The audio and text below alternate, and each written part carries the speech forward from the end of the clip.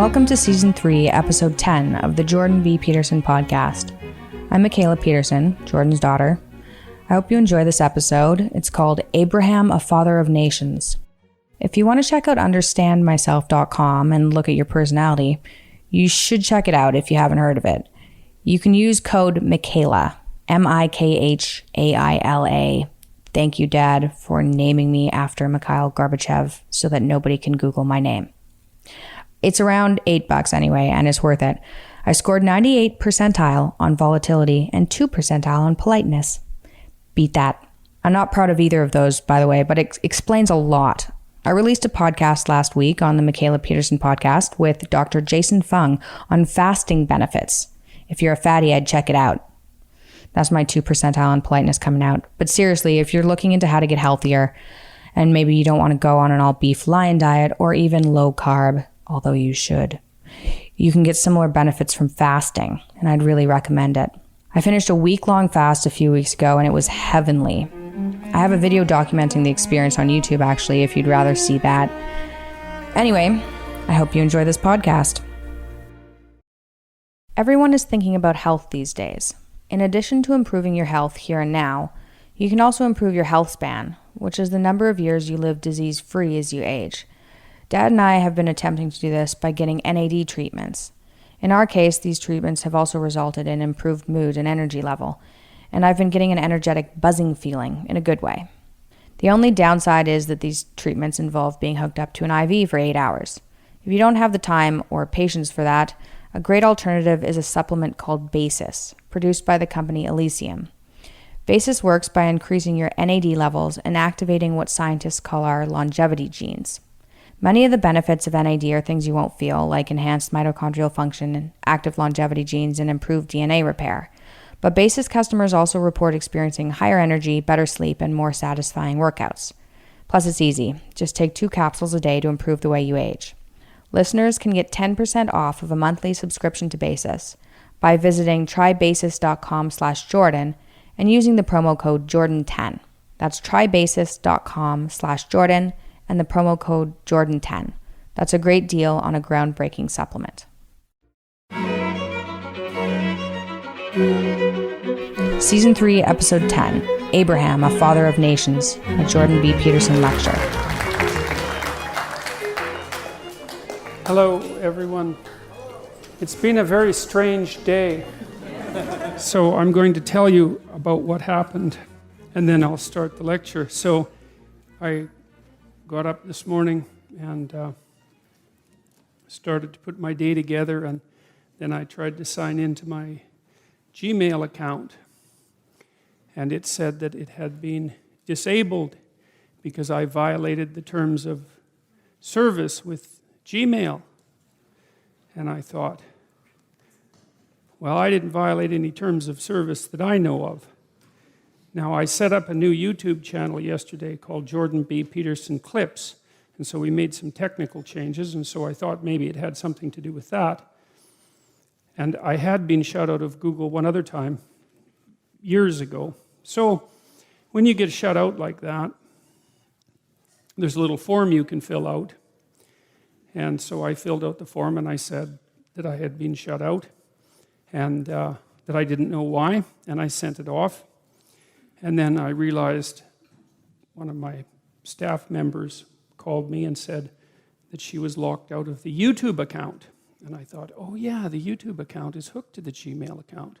So that meant that I couldn't get access to any of my YouTube videos. They were still up and online, but I couldn't get access to them. I couldn't post last week's biblical lecture, for example. And so that was worrisome and made me suspicious. And then about 2 hours later, something like that, I got an email from Google, and they said that they had reviewed my request to be reinstated, and that I had violated Google's terms of agreement or terms of service, and they weren't going to turn my account back on.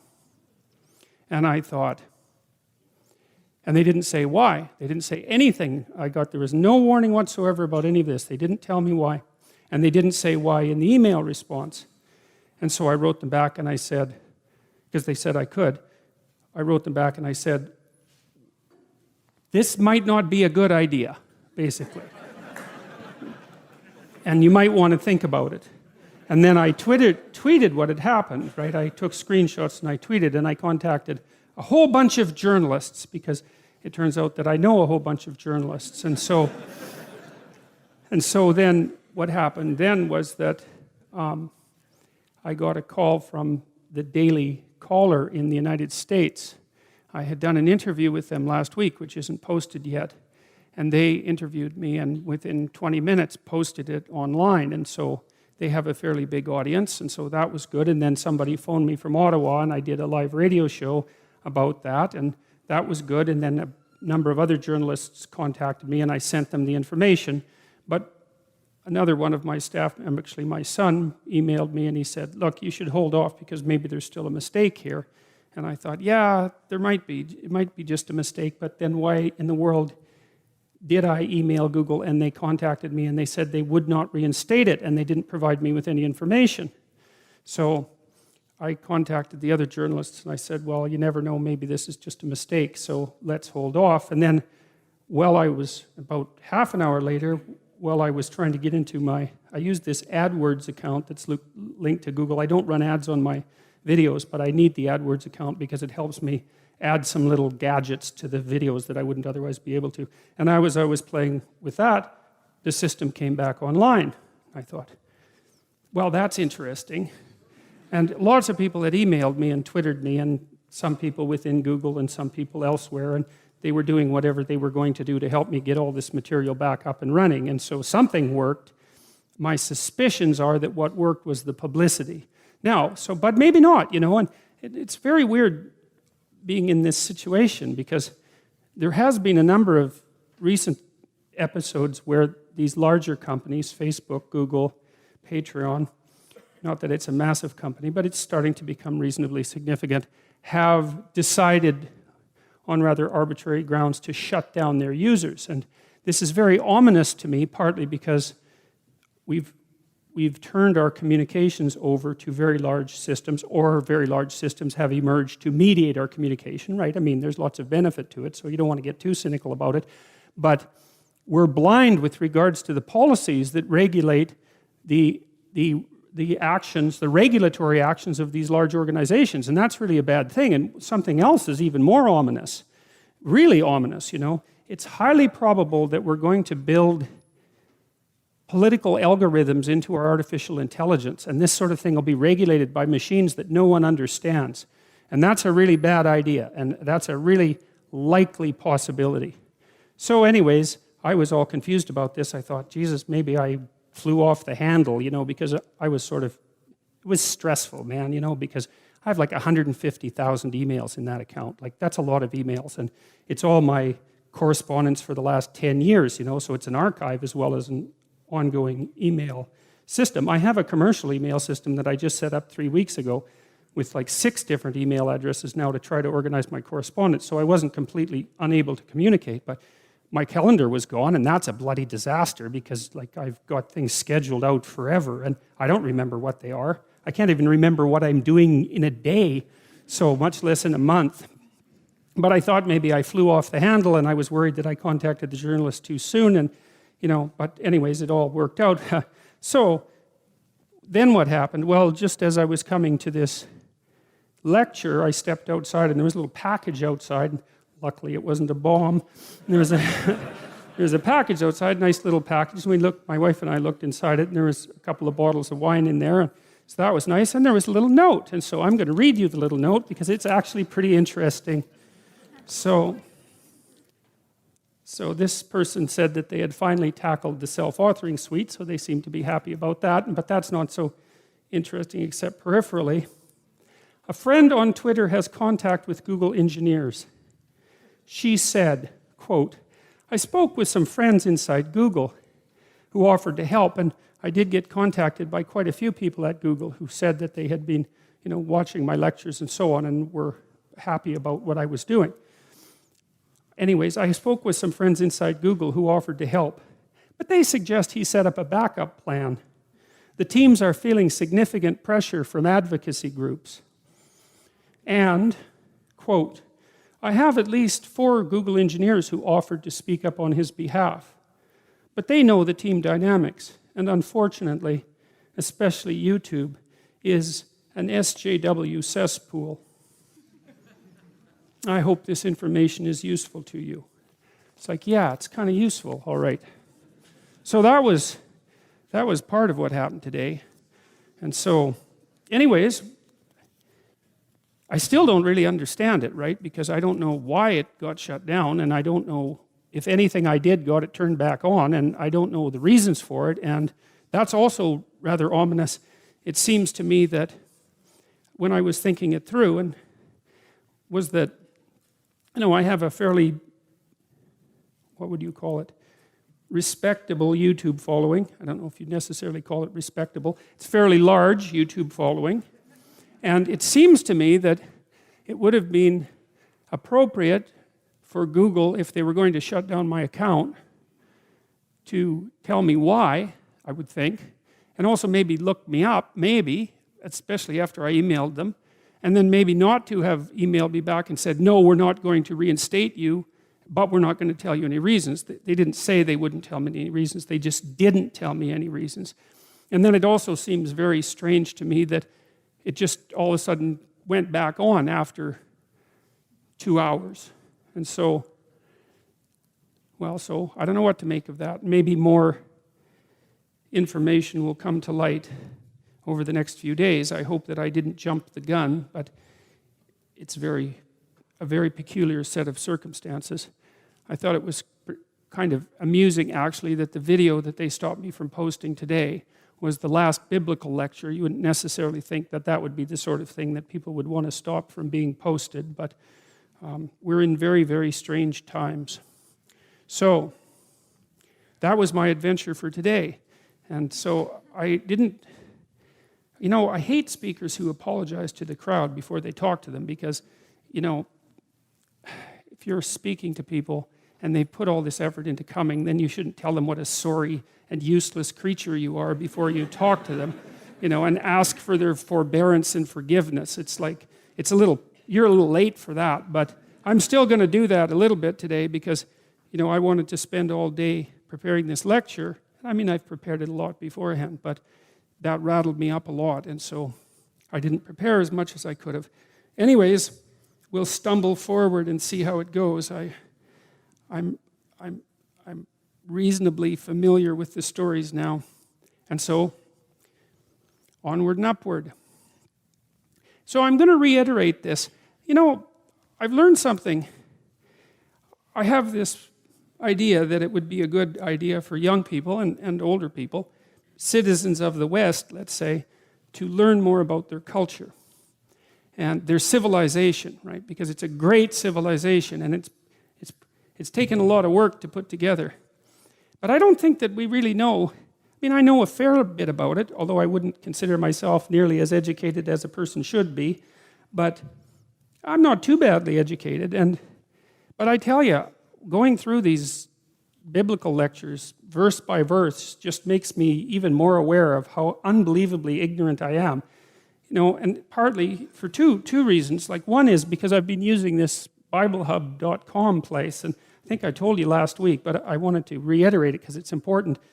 It's so interesting the way that they've set it up, because you can go through the biblical stories verse by verse, and then for each verse there's a whole small font page of commentary from multiple sources. And so, not only is the Bible hyperlinked in the way that I discussed in the first lecture, with all the verses referring to not all the other verses, but lots of them, but it's got its tendrils out into literature, direct commentaries on the text, but also all the literature that's been influenced by it. So it's an unbelievably central and core text. And it's so interesting to read a book where every sentence has been commented on, really in volumes, and then just to get a sense of that volume of material, how much power, brain power there's been put into this. And to also understand how bloody ignorant, I'm so ignorant about this. There's all this work, and it seems that we've left it to decay in the dust, and it's a big mistake, man. It's a big mistake, because the people who are writing these commentaries, a lot of it's from the 14th and 15th and 16th century. It's kind of archaic, and and some of it's outdated and some of it you wouldn't agree with, but if you read all the commentaries side by side, you get a pretty good blast of wisdom coming at you. And like the thing about wisdom is it stops you from running face first into walls. It's not just there so that you can talk to people at parties about what university you graduated from, and it's there because the information is unbelievably useful. One of the things that I've realized that I want to return to tonight, because I've been thinking a lot about this idea of the ark, and I think I mentioned to you last week that I'd figured out that there's this idea that Noah was perfect in his generations, and that meant that he had set his family in order. It wasn't just him, but he had set his family in order. And because of that, when the catastrophe came, like it comes to everyone, he was able to withstand it because he had the support of the people who were near and dear to him. And that's really important when things come along to lay you low. Like if you're alone and the flood comes, it's like, man, goodbye to you. If you've got 10 or 15 people supporting you in a tight network, and your interrelationships with them are pristine and you can tell them the truth and they can tell the truth back to you, it's possible that you might be able to find that thin way that will preserve you when the terrible things come knocking at your door. And so there's the idea of the ark is very, very concrete. In Noah, it's actually a structure that he inhabits. It's a concretized, almost like a child's story. And I'm not being cynical about that because there are some bloody brilliant children's stories, but it's really concretized. But then Abraham comes along, and instead of an ark, there's a covenant, right? Now, it says in the story of Noah that Noah walked with God, and of course Abraham, it isn't clear exactly that he's walking with God or before God, which we'll get into later, but you see, I see this as part of the increasing psychologization of the sacred ideas that were acted out by archaic people. So, first of all, it's concretized in the form of a ship that actually sustains you when the floods come, right? It's very concrete imagery, the sort of thing you might see in a movie. But then with Abraham, it turns into a psychological covenant in some sense. It's like a contractual agreement. Now, it's a contractual agreement between Abraham and God, but that doesn't really matter. Obviously it matters, but it's only half of what's important about that. The other half is that it's a contract. And, one of the things that you do with your ideal, let's say, is you establish a contract with it, and you also establish like a social contract with other people, right? That's what keeps society organized. And so there's this idea that emerges in the Abraham stories of a sacred contract, and that has the same function as the ark. And what it does, because what happens in Abraham, and we'll see more of this today, is that God tells him to go forward into the world, and we talked about that last week, and he does that, and he encounters famine, and he encounters tyranny, and he encounters powerful people who want to take from him what is his. God sends him out in the world, but it's not like he has an easy ride of it. It isn't easy at all. It's as hard as it can be. But there's this consistent emphasis in the text, and I think it's something really worth attending to, that if you maintain your contract, and that has to do with honesty and trust and truth and all of those things, if you maintain your contract, then you have a good possibility, the best possible possibility of making your way through the catastrophe and the chaos. And I don't want to be naive about this. When I read Jung and I started to understand the idea of the hero archetype, the idea that the human being is a force, a logos force that can stand up against chaos and catastrophe and tragedy and evil and prevail, I never did think that meant that if you did stand up and tell the truth, that you would necessarily prevail, right? It's not a magic trick. It's your best bet. That's the thing. You don't have a better option. And see, the idea is emerging in the Abrahamic text. It's like people are figuring this out. That would be progressive revelation. That's one way of thinking about it.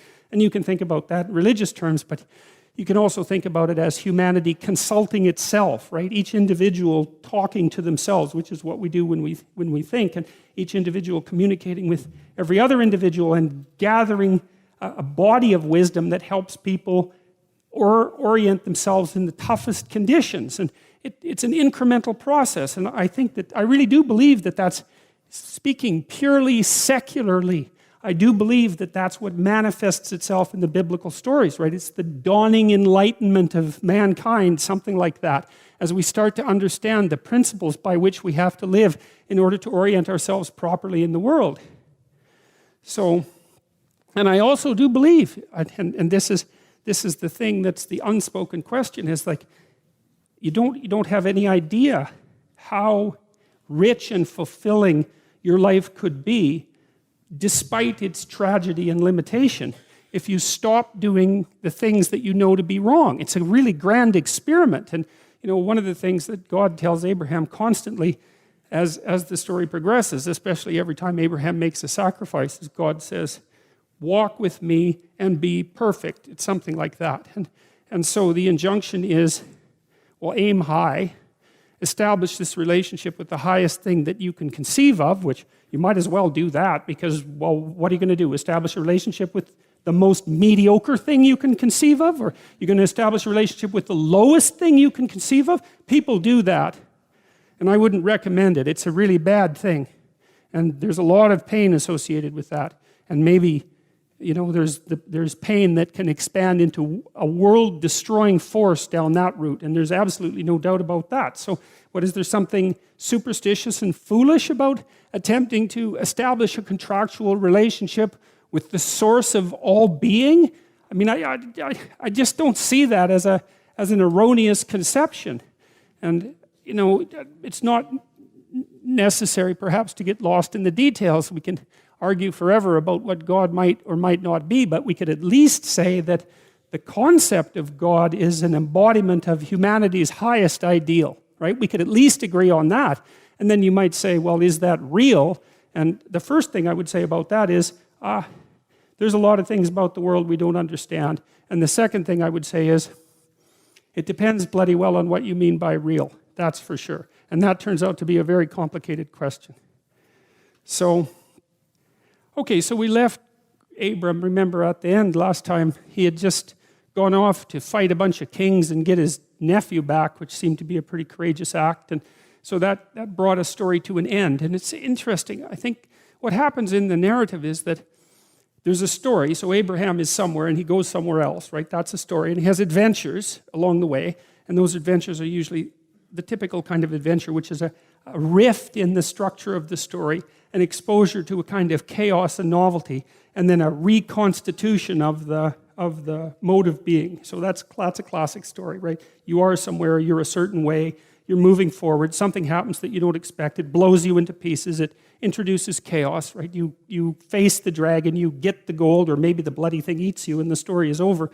And then you get to where you're going. But then the question is, well, what happens when you get to where you're going? And that's a really important issue, because one of the things that happens to people all the time in their life is that they get to where they're going, and then they don't know what to do, right? So, for example, you graduate from university. It's like, okay, story over. Who are you now? Who are you the next day? And so what happens is when you succeed, then there's a success crisis. And the success crisis is, well, I've run this story to its end. Now what?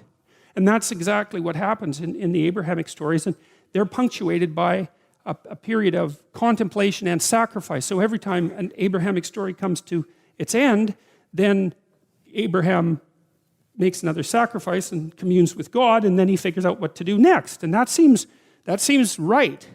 It seems psychologically right, because what you should do when your story comes to an end, when you've achieved what it is that you want to achieve, or perhaps when you're in terribly dire straits, but we won't talk about that at the moment. When you've achieved what you need to achieve, then the next question is, okay, well, now I'm that person, or I have that character. What do I need to do next? And some of that is always, well, what do I need to give up now? What do I need to let go of so I can move to the next plateau, right? Assuming that your life is hopefully a sequence of upward moving, what would you call them? It's like Sisyphus, except you're actually, each time you climb up the mountain, you get a little higher on the mountain. It's something like that. So it's Sisyphus with an optimistic bent. And maybe if you push the rock up the mountain properly and let it roll down, then, and if you do that right, then it's okay. Every time you roll it back up, it's better in some sense. I don't think that's unrealistic either. And so Abraham goes and rescues his nephew from these tyrannical kings. That's very brave, and he doesn't take any reward for it because as far as he's concerned, it's just a manifestation of the right thing. And then he has another vision.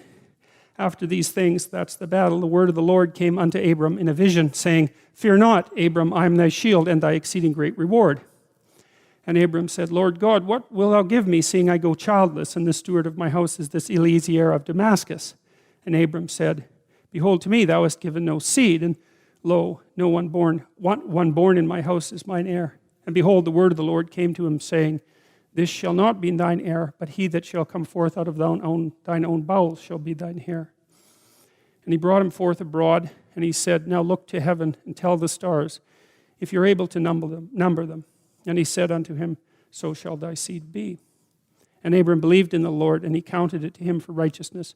And he said unto him, I am the Lord that brought thee out of Ur the Chaldees to give this land to you to inherit it. And he said, Lord God, whereby shall I know that I shall inherit it? And then he does this sacrifice. Take me a heifer of 3 years old, and a she-goat, and a ram, and a turtle dove, and a young pigeon. And then God comes down, and, Abraham goes into a trance. That's what it appears to be in the story, and has a great terror, and then God appears to him. And I'll just review this commentary again. This is from Joseph Benson. And when the sun was going down, that's about the time when you wash up for the evening, and he's praying and waiting towards evening. A deep sleep fell upon Abraham, not a common sleep through weariness or carelessness, but a divine ecstasy, that being wholly taken off from things sensible, he might be wholly taken up with the contemplation of things spiritual. Very strange, very, very strange series of interpretations, because it does seem that what happens to Abraham, that he falls into some sort of revelatory trance. And so, as I've taken some pains to explain, we don't really understand such things, and we can't rule out their existence because there's too much evidence that they do in fact occur. Perhaps it's a technology that we no longer possess. That's one possibility. Perhaps we no longer know how to access these sorts of states of consciousness. It's certainly possible. And lo, a horror of great darkness fell upon him. This was designed to strike awe upon the spirit of Abram and to possess him with holy reverence. Holy fear prepares the soul for holy joy. God humbles first and then lifts up. Yeah, well, I think that's right too. One of the experiences I've had in my life, fairly commonly, in a variety of different ways, this is especially true when I was paying a lot of attention to my dreams, which I did for about 15 years, I guess, something like that. Now and then I would feel like I'd learned some things and had sort of consolidated them, and then before I went to sleep, I'd think, okay, I'm ready to learn something else. And I didn't say that without trepidation, and because usually when you learn something, it's not that pleasant, because you usually learn something about why you're wrong.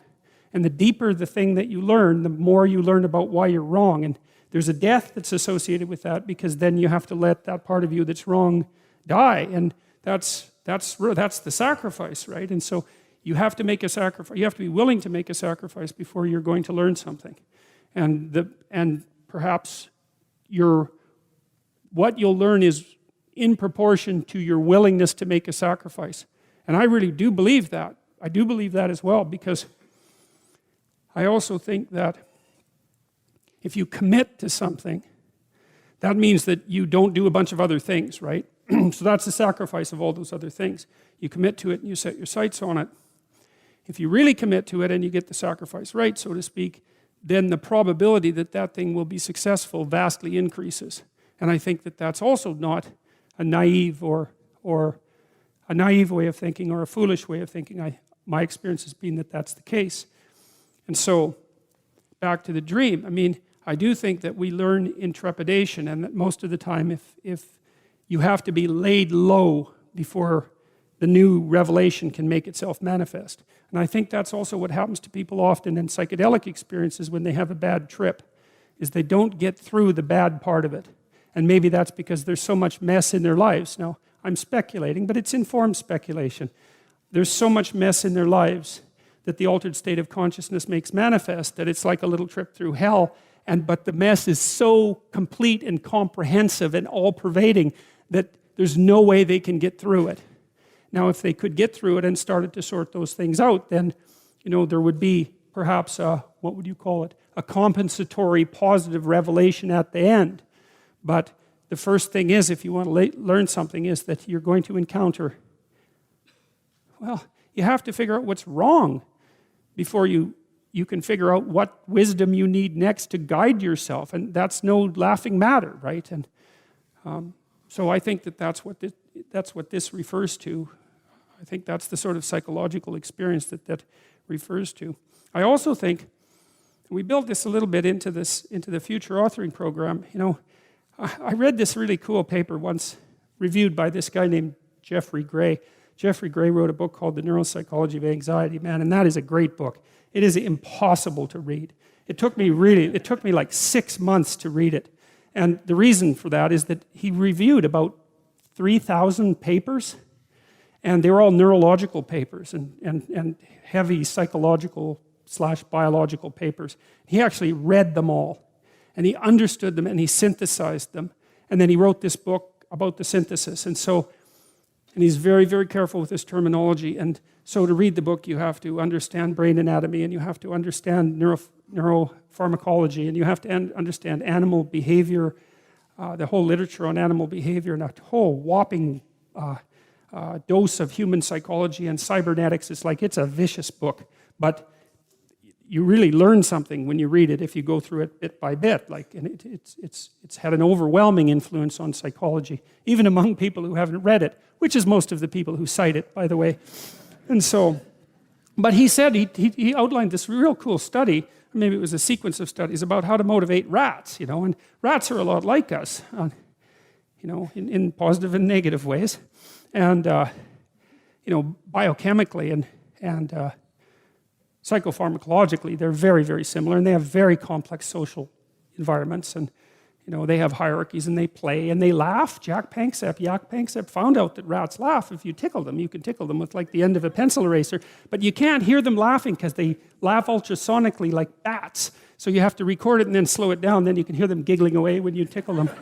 So which is, you know, you think, oh, you're going to spend $50,000 on a study demonstrating that rats laugh, and you think, well, wait a second, that's a major league study, you know, because he's outlined a ludic circuit, that's a play circuit, and Jaak Panksepp discovered the play circuit in mammals. That's a bloody big deal, you know. If you get that by like rubbing rats with a pencil eraser, well, good for you.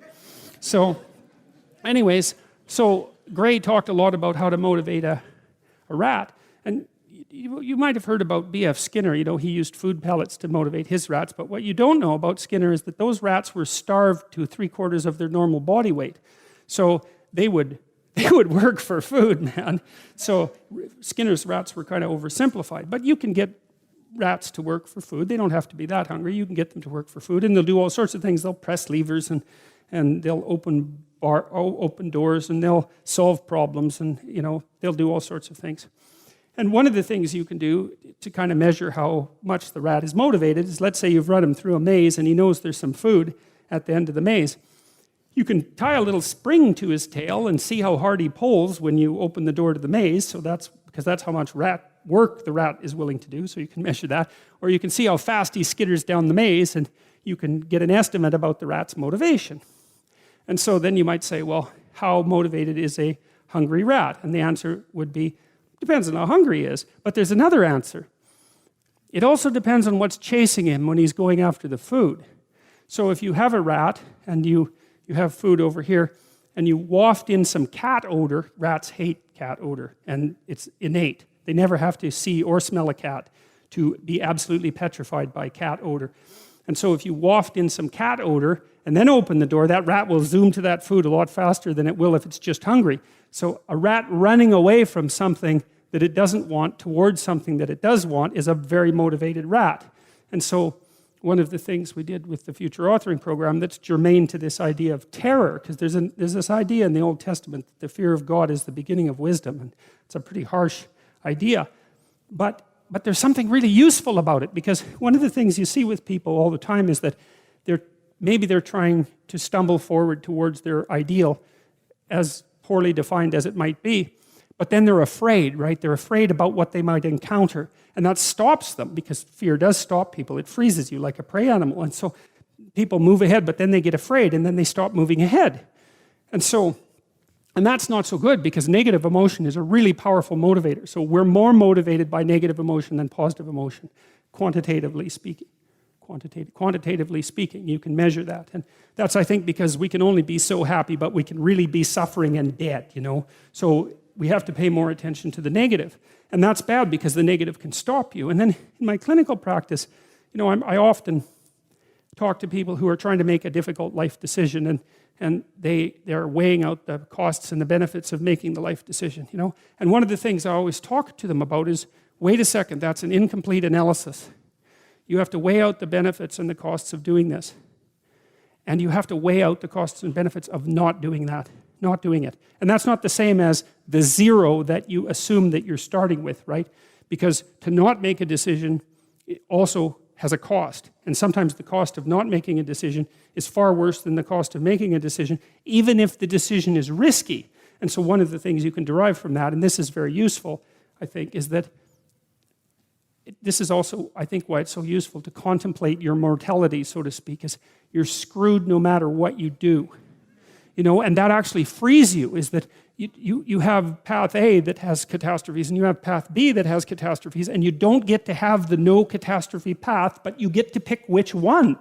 And that's really something, because if you know that there's terrible risk associated with everything that you do and don't do, then you can afford to take some risks, because you're not, and this is all within the ark metaphor. I'm still making the case that despite the fact that your life is essentially catastrophic, you can make a covenant with the highest ideal, and that will take you through it the best way possible. I'm still making that case. So then you think, okay, well, I'm trying to make this decision. I'm going to go try to do something difficult, and isn't that terrifying? And then you think, yeah, but wait a minute. What's really terrifying is not doing it. And then you think about the cost of not doing it. So in the future authoring program, we have people do this little meditative exercise, which is, okay, just think about your insufficiencies by your own definition, right? The way that you don't do what you know you should do. About the things that you do that you shouldn't do, that you know you shouldn't do beyond a shadow of a doubt, right? There's some things like that. And that's bad habits and poor aim and all of the resentment and hatred and aggression and unresolved conflicts and all those things that are dementing you and warping you, and then think, okay, those things get the upper hand, man. They get the upper hand, and they take you the worst possible place you could go in the next 3 to 5 years. What exactly does that look like? And so you sketch all that out, and you think, hey, I don't want to go there. And so the next time that a temptation comes up, you think, well, it'd be a lot better for me if I didn't succumb to this temptation. It's like, that's kind of weak, eh? You'd look a little better if you didn't eat like a cheesecake a day or something like that. That's something, but it's not the same as I'm going to have diabetes and I'm going to lose my damn leg in 5 years if I don't get my eating under control. That's motivating. And so then the temptation comes along and you think, oh, how about no? Seriously, how about no? Not just because a higher good would be obtained if I avoided it, but because a terrible catastrophe would be averted if I didn't. And so you want to get your fear behind you, right? You want to get it behind you where it's pushing you forward instead of in front of you where it's stopping you.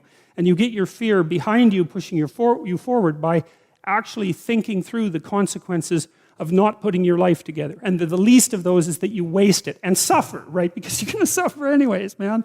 So you waste it and suffer. That's a bad deal. Because maybe if you're going to suffer, you could at least do something noble and glorious and upright and powerful and honorable and admirable and helpful and difficult.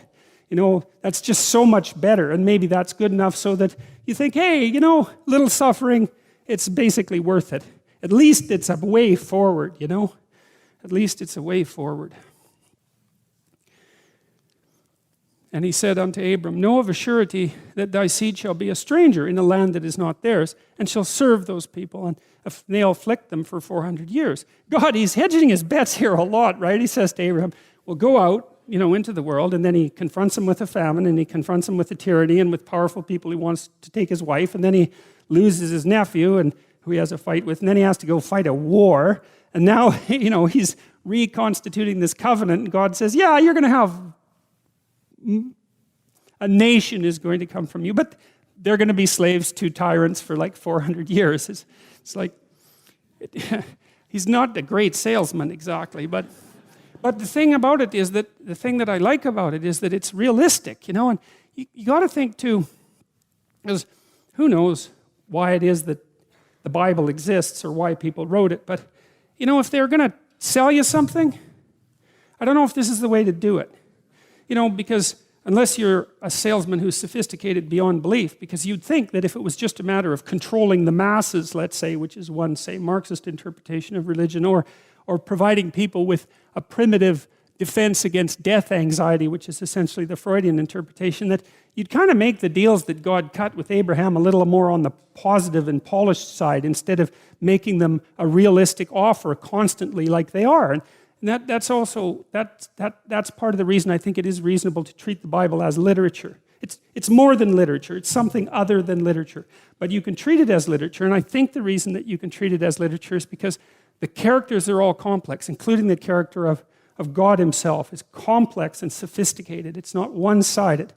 And it's paradoxical and incomprehensible at times, but I think good literature is like that, because true art, here's something about true art. This is something I learned from Jung. It's so smart. He was so smart. So imagine that you inhabit the land that you know, conceptually and practically, and then imagine outside of that, there's that massive space of things that you don't know. And even outside of that, there's the space of things that no one knows, right? So it's the known territory surrounded by the unknown. That's the canonical archetypal landscape.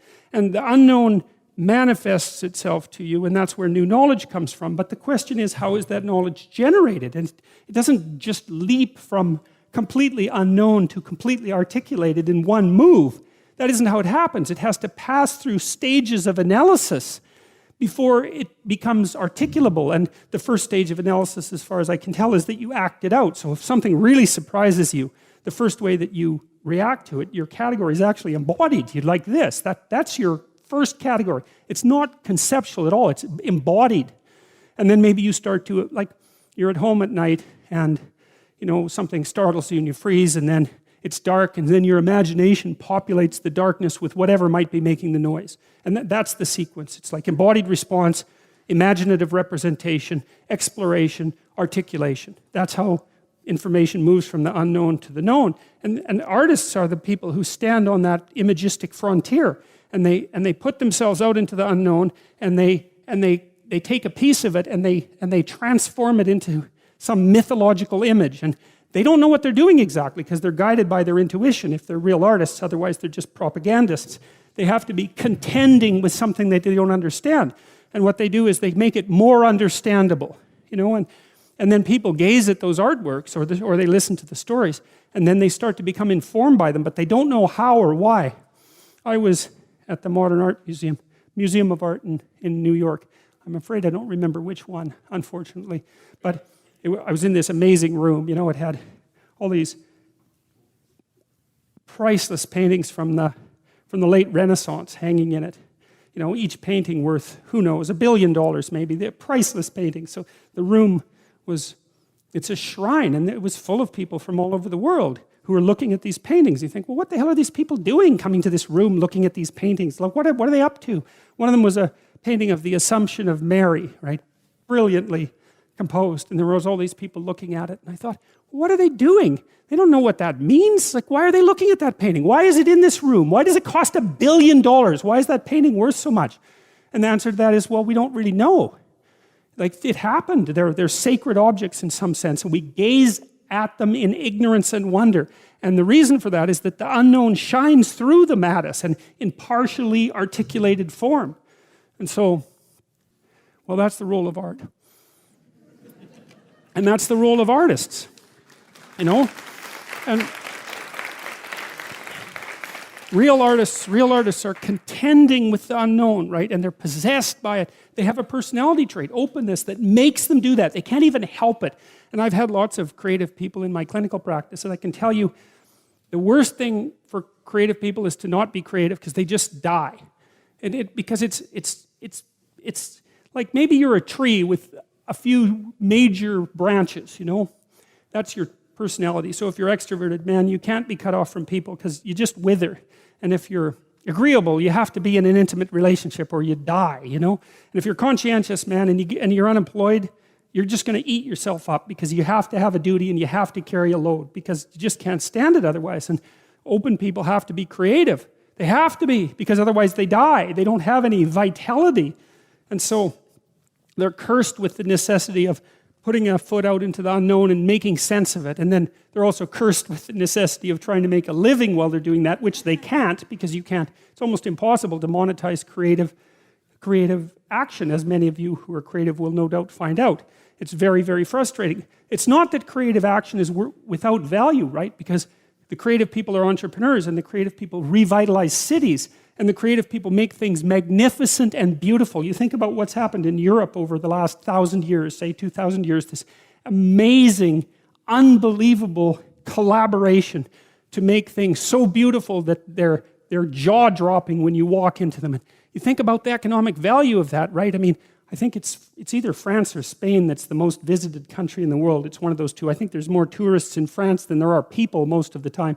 And part of the reason for that is it's just so damn beautiful. You just can't stand it. And you think, what's the economic value of that? It's absolutely incalculable. And what's interesting too is that you build that beauty in, and then the farther away you get from it in time, the more valuable it becomes, right? Instead of decaying, it has exactly the opposite effect. Its value magnifies. And one of the things that I'm deeply ashamed of as a Canadian is that our sense of beauty is so underdeveloped. We're so primitive. It's not even primitive, that's the wrong word, because, I don't know what it is. It's second rate. It's second rate at least. It's terror too, because people are afraid of beauty. But the idea that art is, the conservatives really have a problem with this in particular, because conservative people tend not to be that creative. And it's a mystery by temperament. It's a mystery to me, because they should be concerned with economic development, and beauty is so unbelievably crucial to economic development that it just yells out at you, So anyway, so that's what artists are doing. And so one of the things I would say is buy a damn piece of art, Find one that really speaks to you, and buy a piece of art, because you invite that into your life, and it's a look out if you do it. If it's a real piece of art, because you'll also get a little introduction to the artist, and then that'll seep into your life, and that'll change things like mad. But it's unbelievably worth it, because it opens your eyes to the domain of the transcendent. That's the right way of thinking about it. A real piece of art is a window into the transcendent. That's what it is. And you need that in your life, because you're finite and limited and bounded, right, by your ignorance and your lack of knowing. And unless you can make a connection to the transcendent, then you don't have the strength to prevail. And that's part of the covenant. That's part of the covenant with God. And you can see that, because you look at these magnificent cathedrals that our civilization built over the centuries. Some of those, they're still building the Sagrada Familia in Barcelona, right? And it's an amazing building. I think it's going to take them like 300 years to build that. People in the Middle Ages, they'd start building a cathedral and they think, we'll be done this in 300 years. You imagine the vision that it took to invest in something like that. We look at quarterly reports. We can't think 300 years into the future to build something of that kind of remarkable, what? Those cathedrals are so, they're perfect, they're trees first, right? They're a forest, right? The Gothic cathedrals, they're a forest, and the sun is shining through the branches. That's the stained glass, and they're the perfect balance of light and structure, because they're representing something about the proper structure of being, which is something like the proper balance between light and structure. And they represent like the sacred tragedy of mankind. That's why they're in the shape of a cross. And they're open to the sky. That's why they have a dome. And they're full of gold so that it glitters, because that's like the city of God, And you can see that integral to our culture is the idea that beauty is one pathway towards God. And if you can't find another pathway, then why don't you use beauty? I'm sure most of you do that with music, because music is the one thing that modern people can't be cynical about. Thank God for that. And I've been fascinated by music because of that. It speaks meaning to people, right? Even nihilistic punk rockers are so damn engaged with their music that they can hardly stand it. And you can knock on them and say, look, you're having a transcendent religious experience, and they'll just tell you to fuck off, because that's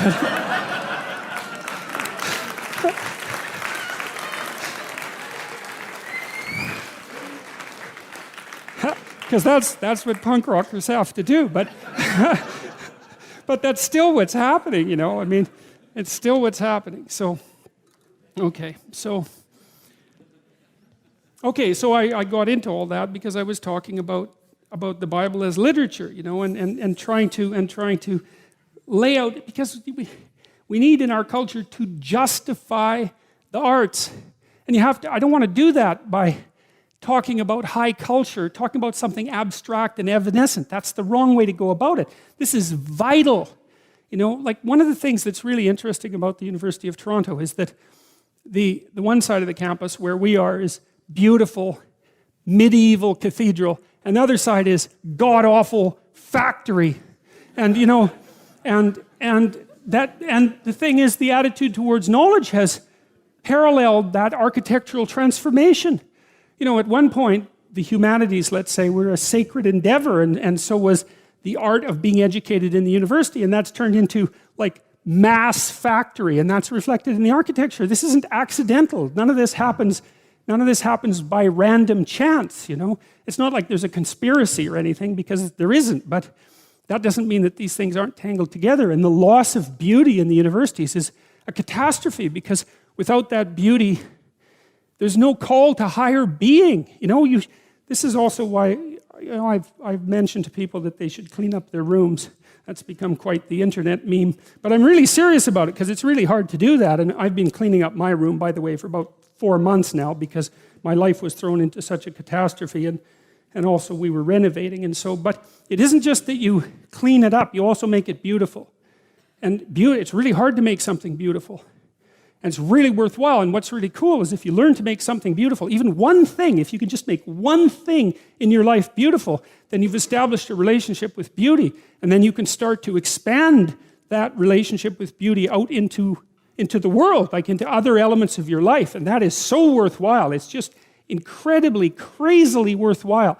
And that's an invitation to the divine. You know, you have to be daring to do that. And people are terrified of it. People are terrified of color. They paint their walls beige. They're terrified of art. They buy some mass-produced thing because they don't want anybody laughing at them for their lack of taste. And they would get laughed at because they have no taste. But you have to, well, it's right, because what do you know, right? You have to develop it. And so you're going to stumble along and make mistakes to begin with. And you're going to show yourself, because if you buy, I think this is pretty, and, you know, somebody comes over and goes, hey, what's up with you? It's kind of hard on your self-esteem, but it's you're stumbling towards you're stumbling towards the kingdom of God. That's what you're stumbling towards when you try to make an aesthetic decision and to put something in your life that's beautiful. And it's unbelievably worthwhile to do that. And you have to steer clear of the frauds and the con artists and all of that. And art is full of that, of course, because it's difficult to distinguish between the real thing and the fraud, but it's unbelievably worthwhile. And so back to literature. I'm telling you this partly because I've been thinking a lot about the humanities and the arts. And practically speaking, because I know that artistic types are also entrepreneurial types. They're the same personality types. And so it's very much worthwhile to make an economic and practical case for this sort of thing. You study literature and the humanities so that you can familiarize yourself with the wisdom of our civilization. Man, you should do that, because people have been working on this thing for a long time, and it's rich beyond comparison. So why wouldn't you do that? And you teach yourself to read, and you teach yourself to speak, and you teach yourself to think, and you teach yourself to communicate. And I can tell you, if you can read and think and communicate, you are absolutely 100% unstoppable. And that's another thing that's so interesting about the humanities education that's at the core of the university. It's like there's nothing more economically valuable than teaching people how to articulate themselves and communicate, because they can identify problems, they can formulate solutions, they can negotiate to consensus, they can negotiate on their own behalf or on the behalf of others. It's like there's absolutely no downside to it, except that there's responsibility that goes along with it. But it doesn't matter, because there's no escape from responsibility. You can either take it voluntarily or you can take it involuntarily. Those are your options, but there aren't any other options. And so we need to understand the role of art and literature and stop thinking about it as an option. It's not an option. It's not an option. What is it said? Man does not live by bread alone. That's exactly right. We live by beauty. We live by literature. We live by art. And literally, not metaphorically. We cannot live without it, because life is too dismal and tragic in the absence of the sublime. So, and ourselves, we have to be sharp so that we can survive properly and orient the world properly and not destroy things, including ourselves. And so back to the Bible, which I do think is it's reasonably construed as a piece of literature because it's deep and because the people who wrote it had at least 1 foot in the unknowable. And they're trying to communicate what they experienced in the unknowable to make it known. And that's partly what we're trying to do in this series and what you're trying to do while you're listening and all of that. And so good for that. And also that nation whom they shall serve I will judge, and afterward they'll come out with great substance. There'll be a period of tyranny. You know, and there's a psychological truth to that too. One of the things I learned from reading Nietzsche, because you can learn a lot from reading Nietzsche, that's for sure. He talked about the Catholic Church. You know, Nietzsche is often construed as a great critic of Christianity, and he certainly was. But he was no casual critic.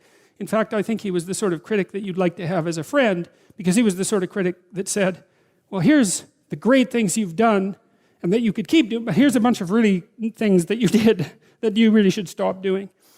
And he talked about the Catholic Church, and he said what the Catholic Church had done to the European mind in particular was discipline it so that over a period of 1,000 years, 1,300 years, 1,400 years, there was this rule that there was a conceptual structure within which you had to interpret everything.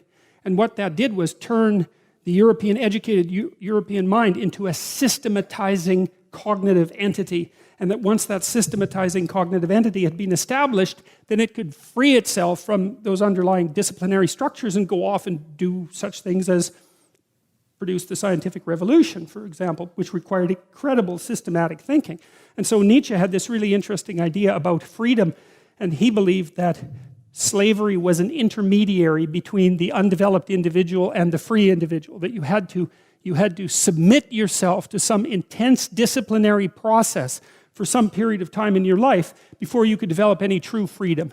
And so you think, maybe you want to learn to play the piano. It's like, that's not going to be any fun for a really long period of time, right? Because you're really bad at it, and there's a million things you have to memorize, and you have to stumble around like an amateur. And the same thing happens when kids learn how to read, and some of them never get past that point, and they never get to the point where they can enjoy reading. But in order to put yourself together, you have to put yourself in a vice and allow yourself to be constricted and mangled even by the thing that enslaves you. But the goal should be that as a consequence of submitting to the discipline, that you become disciplined.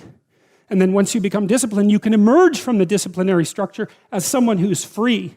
And that's something that's very much worth thinking about as well. So that's illustrated conceptually in this piece of literature, let's say, because what the psychological meaning of what God tells Abraham is that all people are subject, and I mean, not equally, obviously, all people are subject to the tyranny that precedes freedom. And that idea is repeated over and over in the Old Testament. And it comes out most particularly in the story of Moses, right? Because, of course, that's the story of movement from tyranny. Where do you go from a tyranny? It's an absolute catastrophe. You go from a tyranny into the desert, you know, where you starve. It's harsh. That's what happens in the story of Exodus. And so that's so interesting, too, because what it means is that sometimes if you're going to move uphill, the first thing that happens is you move downhill a lot. And so if you want to escape from the straits that bind you now, you're not going to move forward and go up. You're going to move forward and go down.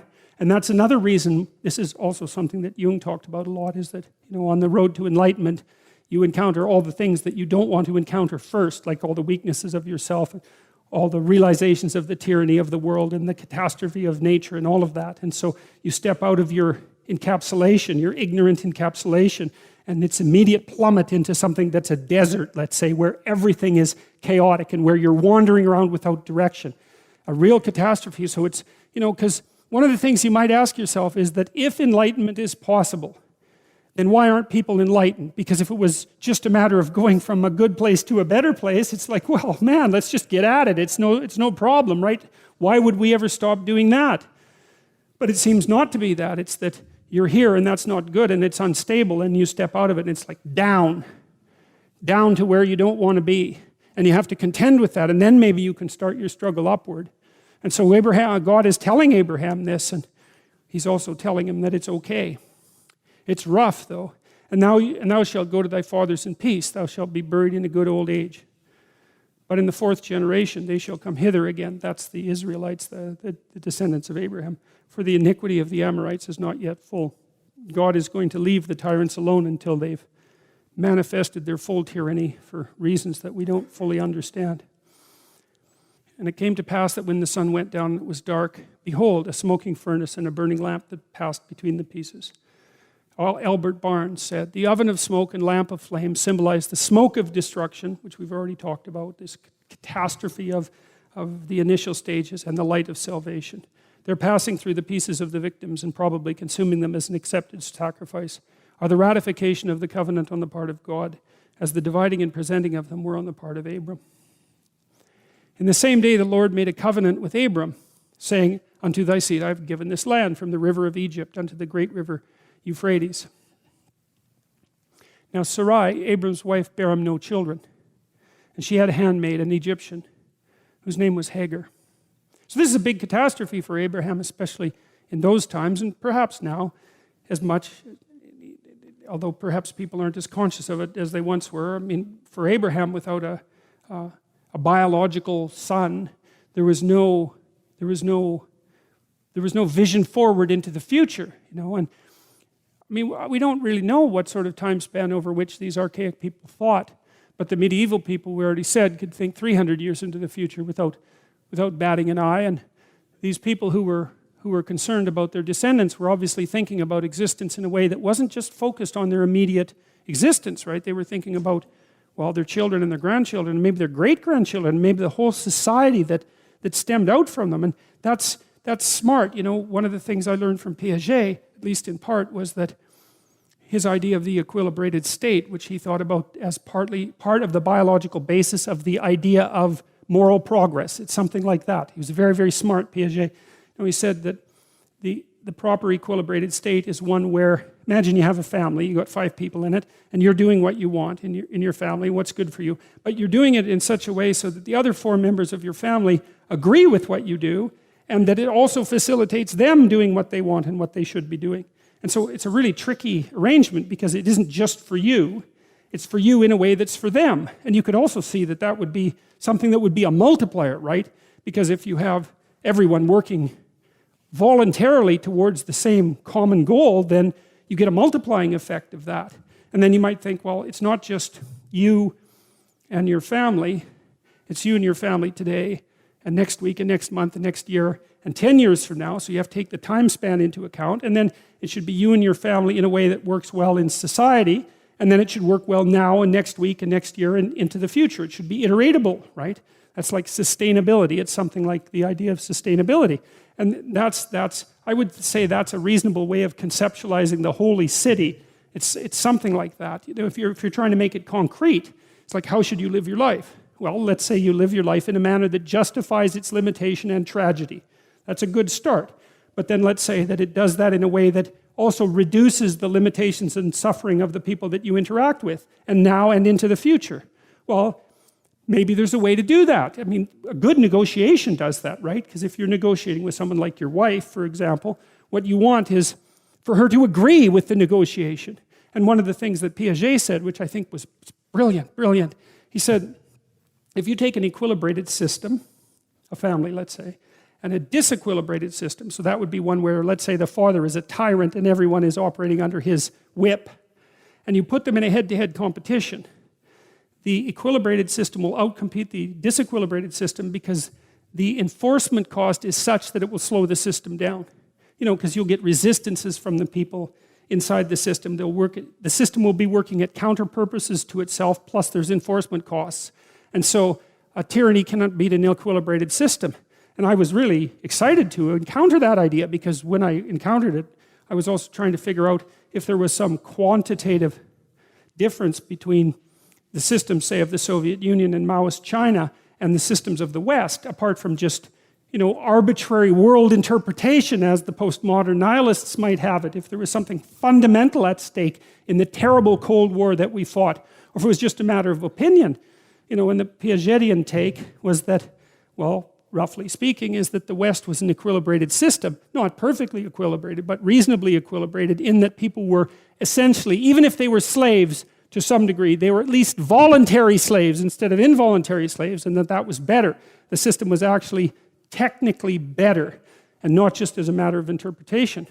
So that's a lovely thing to know, and I think it's a really solid, really solid idea. I haven't been able to, put crowbars under that idea and lift it up. I think it's a good one. So, now Sarai, Abram's wife, bare him no children. So, okay, back to children. Well, so one of the things that's worth thinking about with regards to reading these old stories, because we're very arrogant modern people, eh? We look at these old stories and we think, we've transcended all that superstition. It's like, don't be so bloody sure about that. These people weren't stupid. And so there are ways that they viewed the world that we don't have anymore. And one of them seems to be this concern for descendants, because that just isn't part of our way of thinking. We have a very short-term way of thinking. Maybe it's not even one lifetime long. It's certainly not multiple lifetimes long.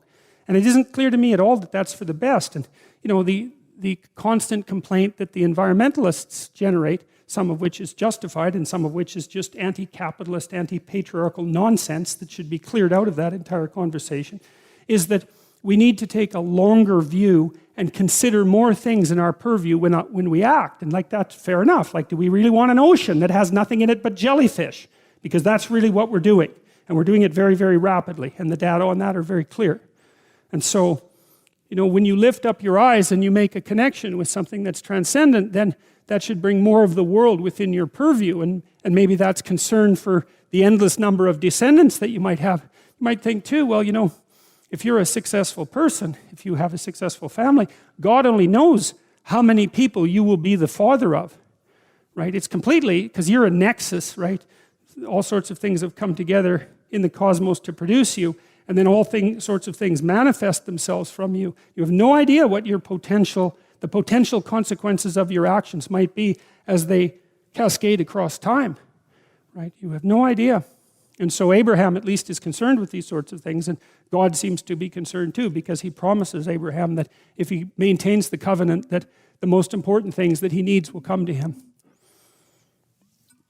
And they're pretty serious about this. So Sarai talks to Abram. She's not very happy about the fact that she can't have children. She says, "Behold, now the Lord hath restrained me from bearing. I pray thee, go in unto my maid. It may be that I obtain children by her." And Abram hearkened to the voice of Sarai. Well, that's not a very trivial thing, I wouldn't think. I don't imagine that Sarai was very happy about turning her maid over to her husband and potentially being usurped in the whole childbearing process, not in the least. But so it's also a major sacrifice on Sarai's part. There's no doubt about that.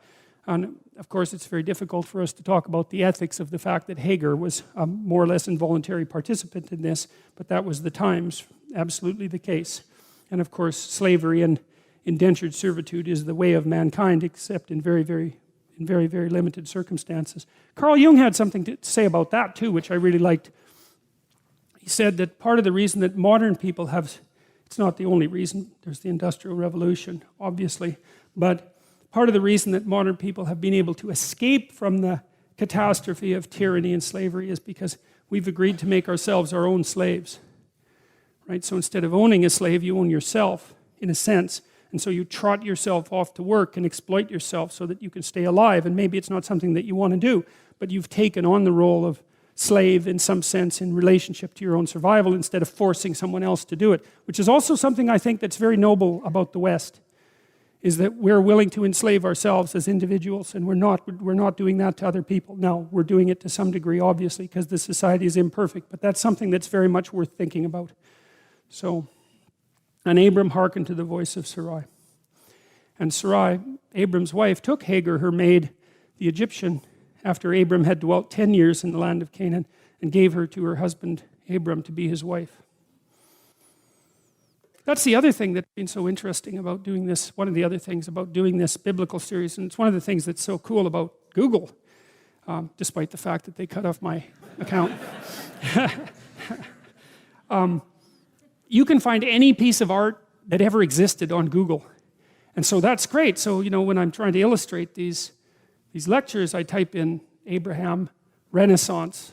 And then like I get 200 Renaissance paintings. It's so great. And then I can look at them. And one of the other things that's so remarkable is that all of these, the major themes of these stories have been illustrated by people of spectacular mind-expanding talent, you know.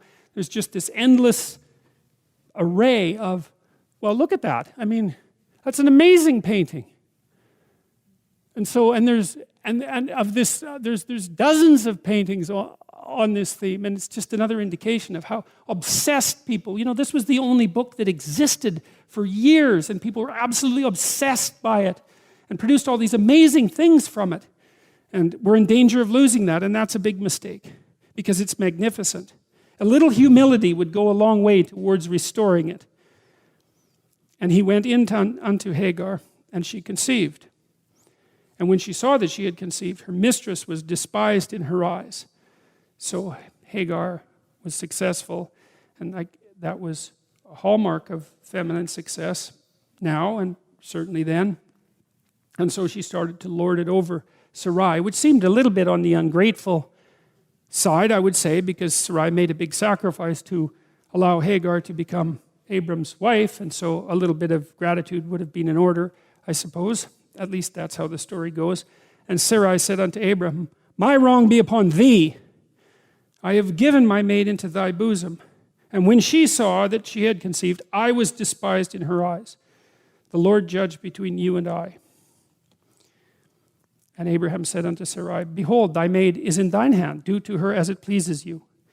And when Sarai dealt hardly with her, Hagar fled from her face. And the angel of the Lord found her by a fountain of water in the wilderness, by the fountain in the way to Shur. And he said, Hagar, Sarai's maid, whence camest thou?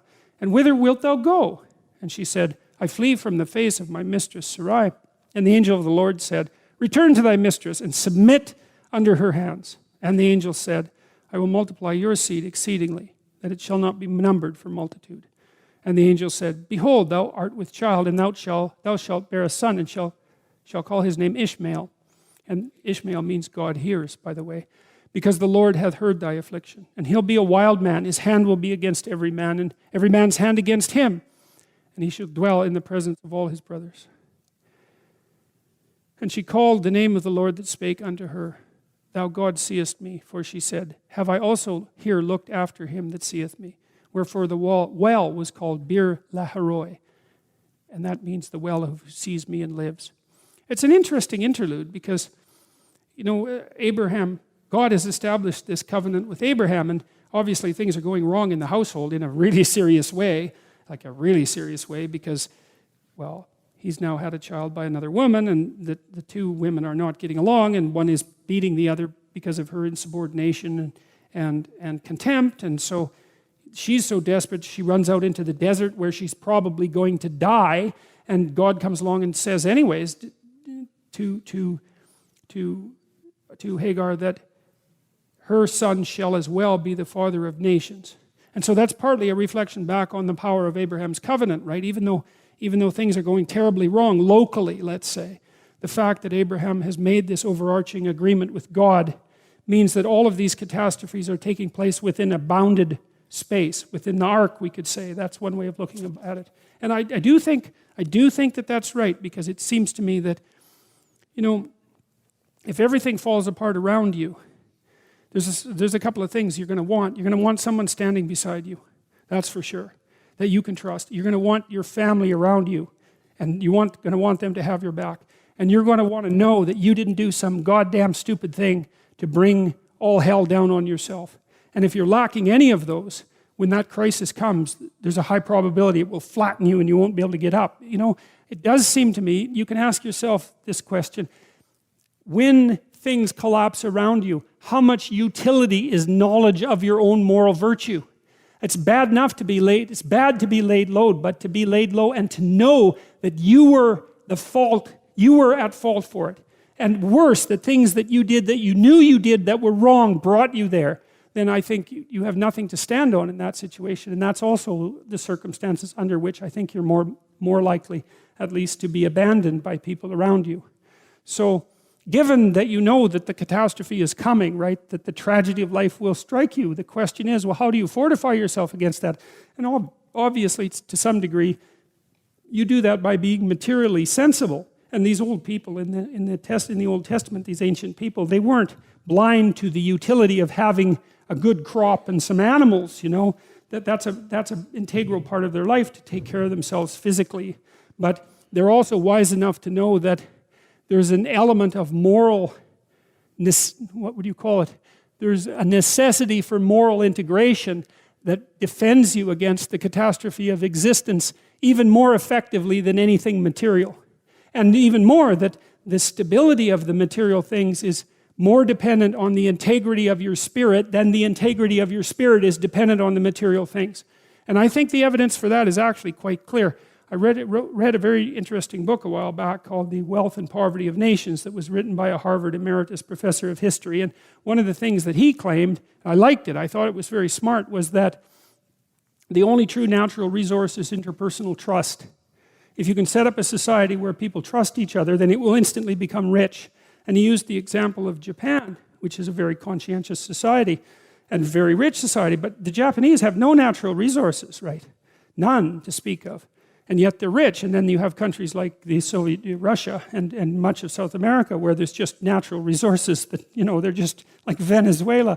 It's just more natural resources than you know what to do with. And the places are absolute catastrophes of cynicism and corruption.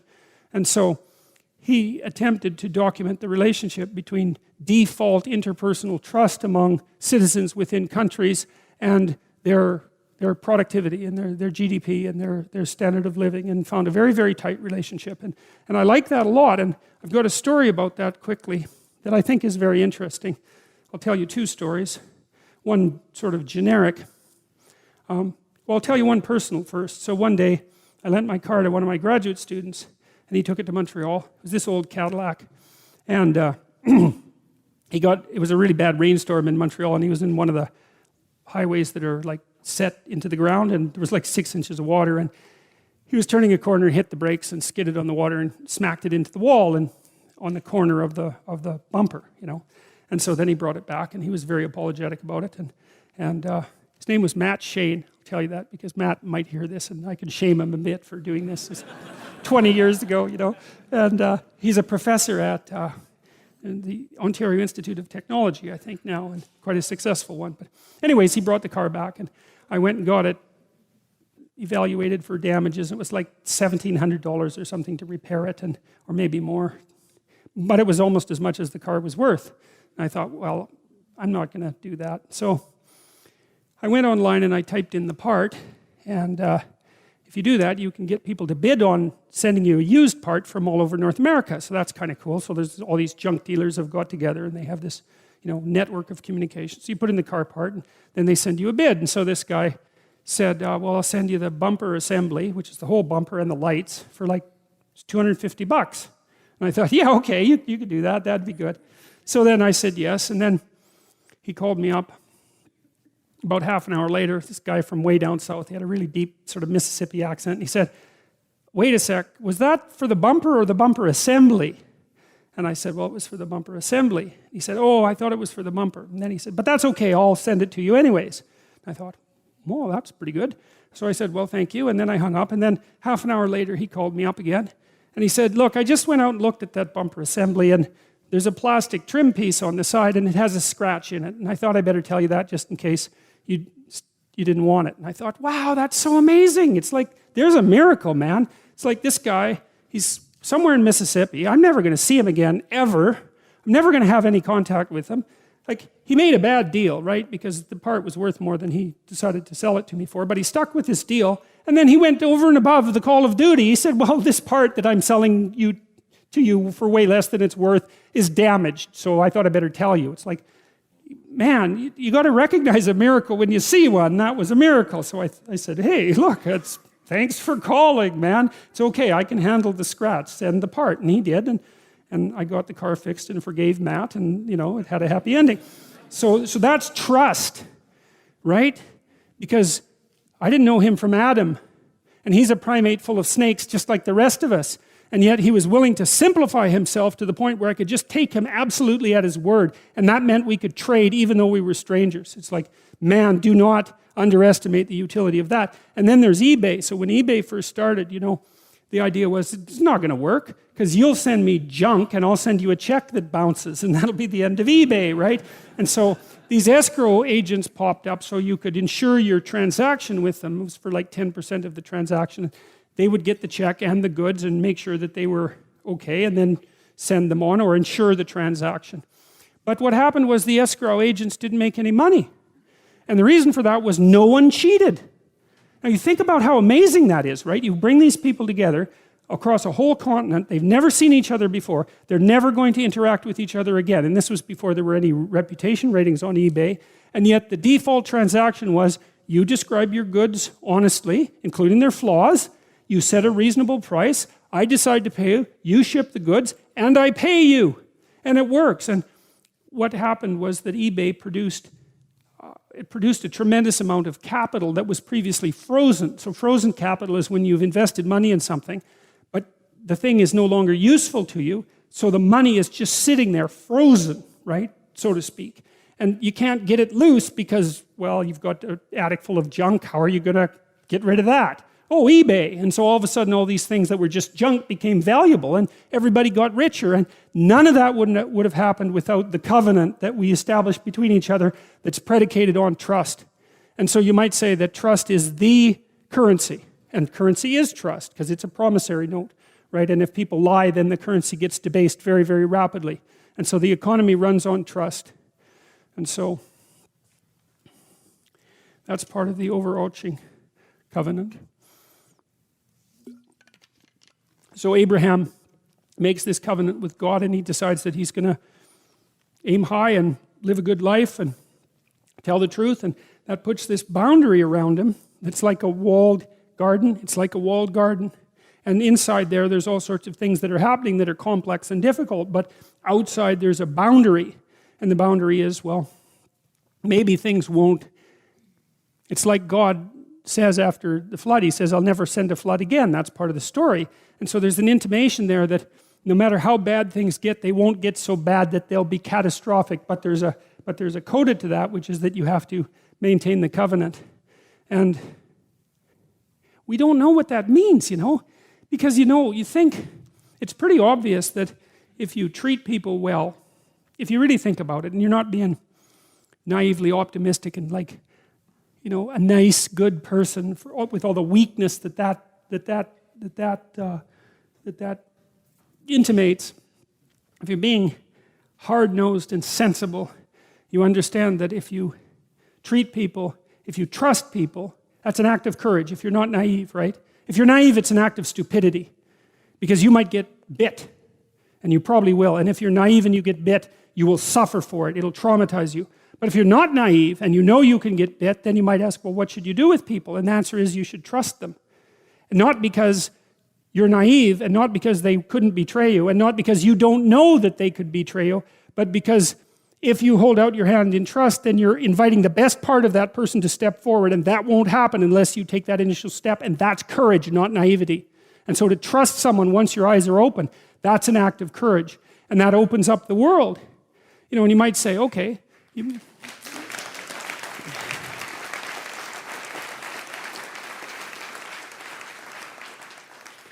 and so there's this idea in this story that you can withstand a fair bit of the catastrophe of life by establishing the proper covenant and by acting in a trustworthy manner and extending your hand to people properly. And you might say, well, okay, that's sensible. I can understand how that would work. And I can certainly see how the opposite wouldn't work because, if I have to be absolutely terrified that you're going to betray me at every possible moment and we're in a negotiation, we're not going to get any work done, man, because I'm going to be figuring out what you're up to all the time and you're going to be figuring out what I'm up to all the time and we're just not going to get anywhere. You'll come and say you're going to do something and I can just simplify you. I can say you're going to do what you said you do. I don't have to worry about you. And then the same applies to me, and then we can go do something, and that's how we generate wealth. So then you might say, well, what's the ultimate limit of that? Like we know that there's corruption in our society and that people betray each other and that there's deceit and all of that, and it causes things like the periodic collapse in 2008, which was complicated, but was partly engendered by corruption. Like, what would be the upside if we really determined to act honestly? What do you think it is that people would be able to do with the world if we stopped acting in a corrupt manner? I mean, what is the upside? Do you think we could how far back could we push aging, do you think, if we hit it hard for 50 years? Could we triple our lifespan? It wouldn't surprise me.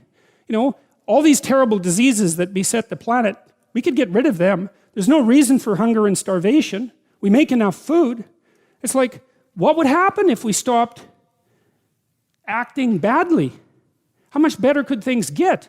Well, you start locally, I think. You start with yourself and you start with your family. But, you know, there's intimations of the divine. There's intimations of the kingdom of God and the covenant with God in the Old Testament. It's like, you think, well, we speak secularly. You think, well, that's an unprovable assumption. It's like, well, we'll just hold on a sec. What's the assumption here exactly? What is the upper end for humanity? I mean, who's going to say, right? Who's going to say, especially in this day and age, man? There's so many things happening that you can't even comprehend them. What could we do if we put all of our effort into it? Well, you can experiment with that because you can start in your own household. You can start in your own room. And you can make miracles happen in the confines of your own space. There's no doubt about that. All you have to do is try. You'll see that that happens. And people are writing to me and telling me that they're trying this and that that's exactly what's happening. And so we don't want to be too cynical about where we might be headed. And Hagar bore Abram a son, and Abram called his son's name, which Hagar bare, Ishmael, who is by tradition the forefather of several Arab nations and of Muhammad himself. And Abram was 86 years old when Hagar bare Ishmael to Abram.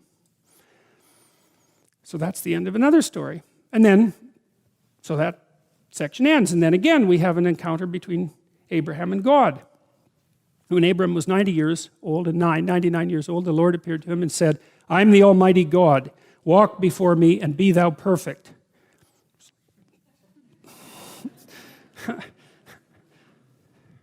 Alexander McLaren, who was a biblical commentator who lived in the early 19th century, said, this phrase, walking before God, is not precisely walking with God, because that's what Noah did, right? He says it's rather that of an active life spent in continual consciousness of being naked and opened before the eyes of him whom we have to give account. I was pretty happy to stumble across that because I might have picked and chosen, of course, you never know that whether you do that, but it does seem in keeping with the narrative strain of the chapter, right? Because what we've hypothesized so far is that God has called Abraham and said, you know, get out there in the world. Go to where it's unknown. Go to where you're a stranger. And get away from the familiar. Go out to the unknown. Establish yourself. And great things will come of it. Regardless of the proximal evidence, great things will come of it. And so I think that's what the walking before God refers to. It's not like Abraham is acting in certainty. There's no certainty here. That's the act of, the leap of faith even. Because it does require a leap of faith for you to move into the world. Because the world is a catastrophe. Self-evidently, the world is a catastrophe. And so there's every reason for you to assume that you should just sit in your basement and hide from it. But that's not, it doesn't help. It doesn't make things better. And the thing is, perhaps you're not built for that. You're not built to hide. I don't think that people are built to hide. I think it destroys them. And so walking before God, in some sense, means that Abraham, we could say, is taking the lead. He's the person that's going out there into the unknown. God says, well, great things are going to happen, but he's a little short on details, that's for sure. So the weight is still on Abraham, and that's a good thing because that ennobles Abraham, right? That's the other thing that's so cool, is that if God had just laid out the whole story and you know, brushed the branches from Abraham's path while he was walking forward, well, then there'd be nothing for Abraham to do. There'd be no nobility in his own pursuit. And this is another thing that we don't understand very well. It's a really tough thing to understand, is like, how much trouble would you want there not to be? It's a weird question, right? Because you want to have something to contend with. You want to have something that forces from you the best that you have. And so you have to have real problems. It's something like that. Would you dispense with all your real... You could just lay down on a bed and have pablum infused into your mouth, you know, if all your problems were solved. And so maybe you want difficult problems that you can solve, something like that, because there's some I don't know what it is about it. There's the overcoming and the growth that comes along with that. There's something about the nobility of the enterprise. You certainly see that when you go about having children, for example, which is, the psychological literature is quite clear. If you do moment-to-moment comparisons of people who have kids and people who don't have kids, the people who don't have kids are happier. And so psychologists who tend to get things wrong even when they make intelligent discoveries like that one, immediately, some of them, jump to the conclusion that because happiness is the goal, that, well, there's something about children that, make you unhappy, and that's not good. It's like, well, wait a second, maybe that's the wrong metric. It's like, of course you're less happy once you have children because you have to worry about them. My neighbor down the street, who's a very smart woman, said to me once, you can only be as happy as your unhappiest child. And which I thought was really good, that's really smart. But then it isn't, well, if having children doesn't make you happy, the answer isn't don't have children. It's like, don't be so stupid about being happy. That's the answer. It's because there's a nobility in the pursuit, right? And of course, now you're responsible. You have a new baby, you think, especially if you're a new parent, you think,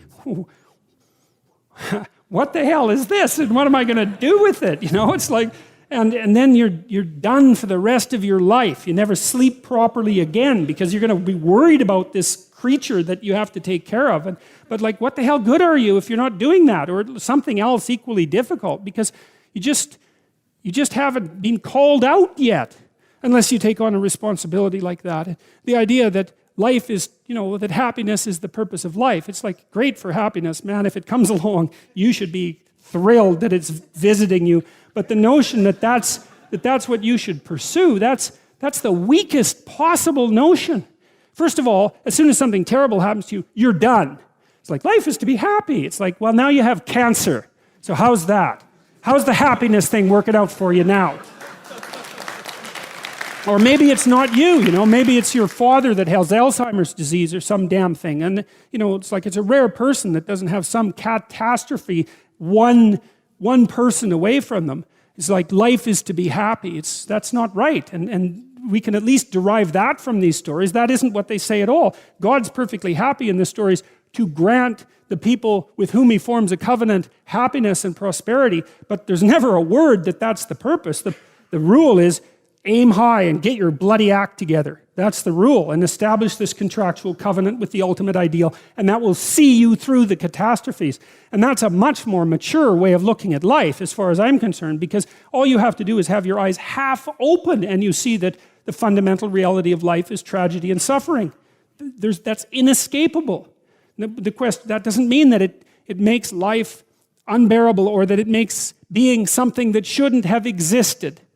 Right? That isn't what it means, but it means that you have to contend with it and you have to get ready.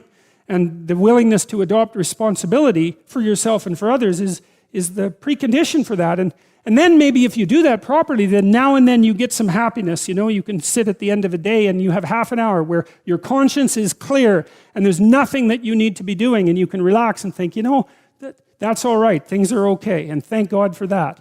And that's maybe where you get your happiness. So yeah, that's something. That's growing up, man, obviously. And to not know that, and to not be taught that. Like, everyone should be taught that. It's so obvious. We should be taught that. Well, and that's partly what these biblical stories do. And I'll make my covenant between me and thee, and will multiply thee exceedingly. And Abram fell on his face. Yeah. And God talked with him, saying, as for me, behold, my covenant is with thee, and thou shalt be a father of many nations. God says this a lot to Abram, right? It's almost like he has to remind him now and then. And it's not surprising, because he keeps going through these unbelievable adventures, that are really psychologically and socially shattering. So it's a good thing that this reminder pops up fairly frequently. But of course, Abraham is also open to it. And I think, what does it mean? I'll talk personally for a moment, I guess. So I've asked myself a lot of questions in the last 8 months, man. I can tell you that. And I'm still asking myself a lot of questions. And I've been conferring with a lot of people, because I had lots of people who were helping me negotiate whatever the hell this is that's happening. And, I could ask them how I was doing, and they would tell me a bunch of things I was doing wrong and some things I was doing right, and I could listen to them. And I was asking questions all the time about how the hell I should manage this properly. And, what I was trying to do, and what seemed to serve me properly, was to figure out how to do it correctly. That was the issue. It's like, I didn't really care what happened, and I guess I really don't care what happens, but I do care if I do it correctly, because I don't want to screw it up. I don't want to screw things up. And that seems to be a reasonable goal for people. I mean, wouldn't you like that as a goal, that you don't screw things up? Because you can't control your life isn't fully under your control by any stretch of the imagination, but it might be nice to not have your conscience eating at you saying, look, you had a big opportunity there, and you mucked it up because you're weak and blind, and you didn't listen. That's no good. The catastrophe is bad enough, as I said, without you being the bloody source of it. And so, well, that's Abram falling on his face, I guess, and also communing with God. It's like, he wants to get it right. He wants to get it right. And there's these things that beckon and promise, but it's bloody easy to make a catastrophic mistake, and you'll do that in your life, and maybe humility is one of the things that can prevent that, because you can look and you can think, okay, what am I doing wrong? What am I doing wrong? What can I do better? How can I do this properly? And then maybe, you get the intimation of the proper way to move forward, and maybe that's what protects you when things are chaotic and in strife. And who knows what that's worth? Neither shall thy name anymore be called Abram, which means high king, if I remember correctly. But thy name shall be Abraham, for a father of many nations have I made thee. Oh yes, Abraham, high father, look at that.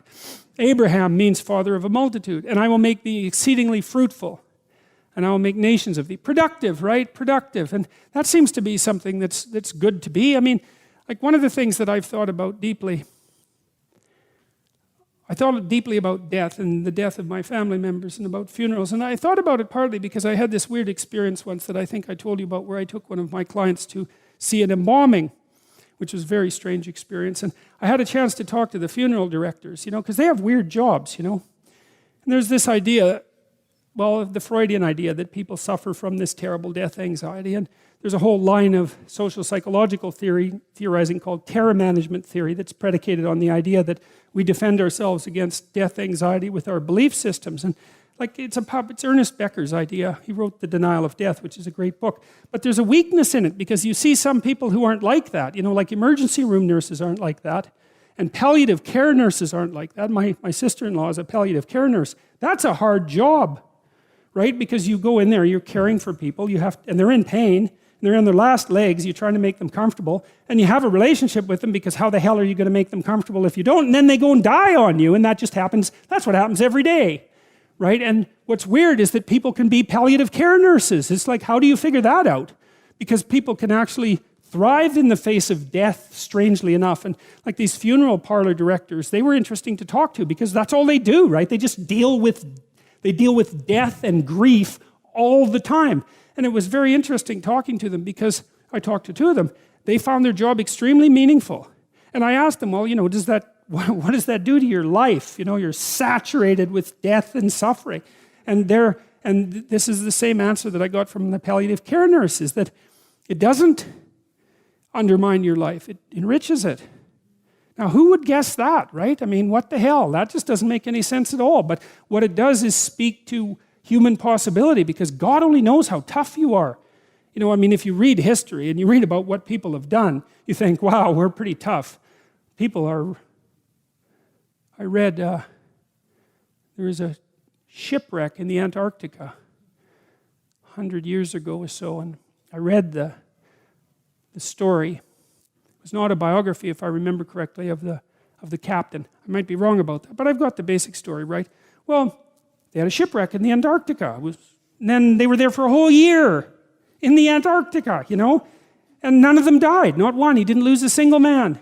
Not one. He kept their morale high. And then they took this boat that was on the ship, and they crossed like 400 miles of the roughest ocean, the roughest frigid ocean in the world, right? You don't go in that ocean. And then they went to an island, and they walked across the island, across these mountains that no one else has ever climbed since.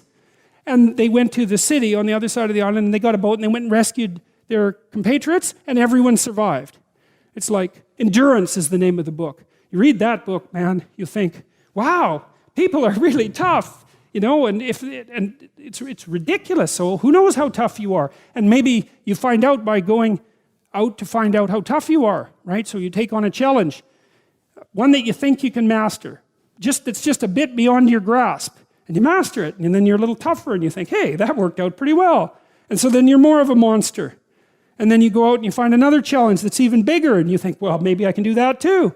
And then all of a sudden you can, and you get a little bit bigger, and God only knows what the limit is of you. And you find out by pushing yourself against the world, and of course that's what Abraham is doing. And so, see, we're very pessimistic, us modern people. We're pessimistic about humanity, that's for sure. Dismal, wretched, planet-destroying, cancer on the planet, right? As the Club of Rome described us so pleasantly back in the 1960s, And I don't know, maybe we're ashamed of the Cold War.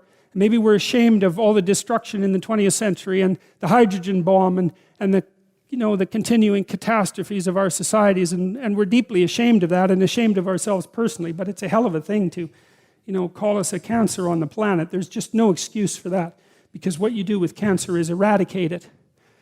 And I don't think that that's a very noble motive, personally. And I think it says a lot about the people who would use such phraseology, that they would dare to conceptualize humanity in that manner. But it would be nice if we could be optimistic. And I think, again, the problem with being optimistic is that it's naive. So then the question is there an optimism that's not naive? And I think there is. And the optimism that's not naive is in just a visualization of how strong people can be. So one of the things that I tell people, I've told my students in my class, in Maps of Meaning, here's a goal. You want to be the person at the funeral of your father that everyone can rely on. How would that be? You want to be the person who's broken and useless and adding to the misery in the corner. And look, I'm not making light of people's grief. I understand grief. But who do you want to be when there's a crisis? Right? Do you want to be the person that everyone can turn to for strength? It's like, why the hell not? Why not that as a goal? That'd be a good goal, because then if there's a crisis, and there will be, it won't be such a bloody crisis, because there'll be someone there that can deal with it. So when I went and talked to these people at the funeral home, I envisioned that. I thought, okay, well, this is something you have to contend with if you're going to be alive and adult. You have to contend with death and suffering, and you have to be ready for it. And you have to be there for the person, because that's all they're going to have. And so there's a goal, man. And in this time of nihilism, it's what's the point of life? People ask, and they're taught that at universities. What's the point of life? Everything's interpretation. Humanity's a cancer on the planet. Well, how about no? How about not that? How about that there's something to us?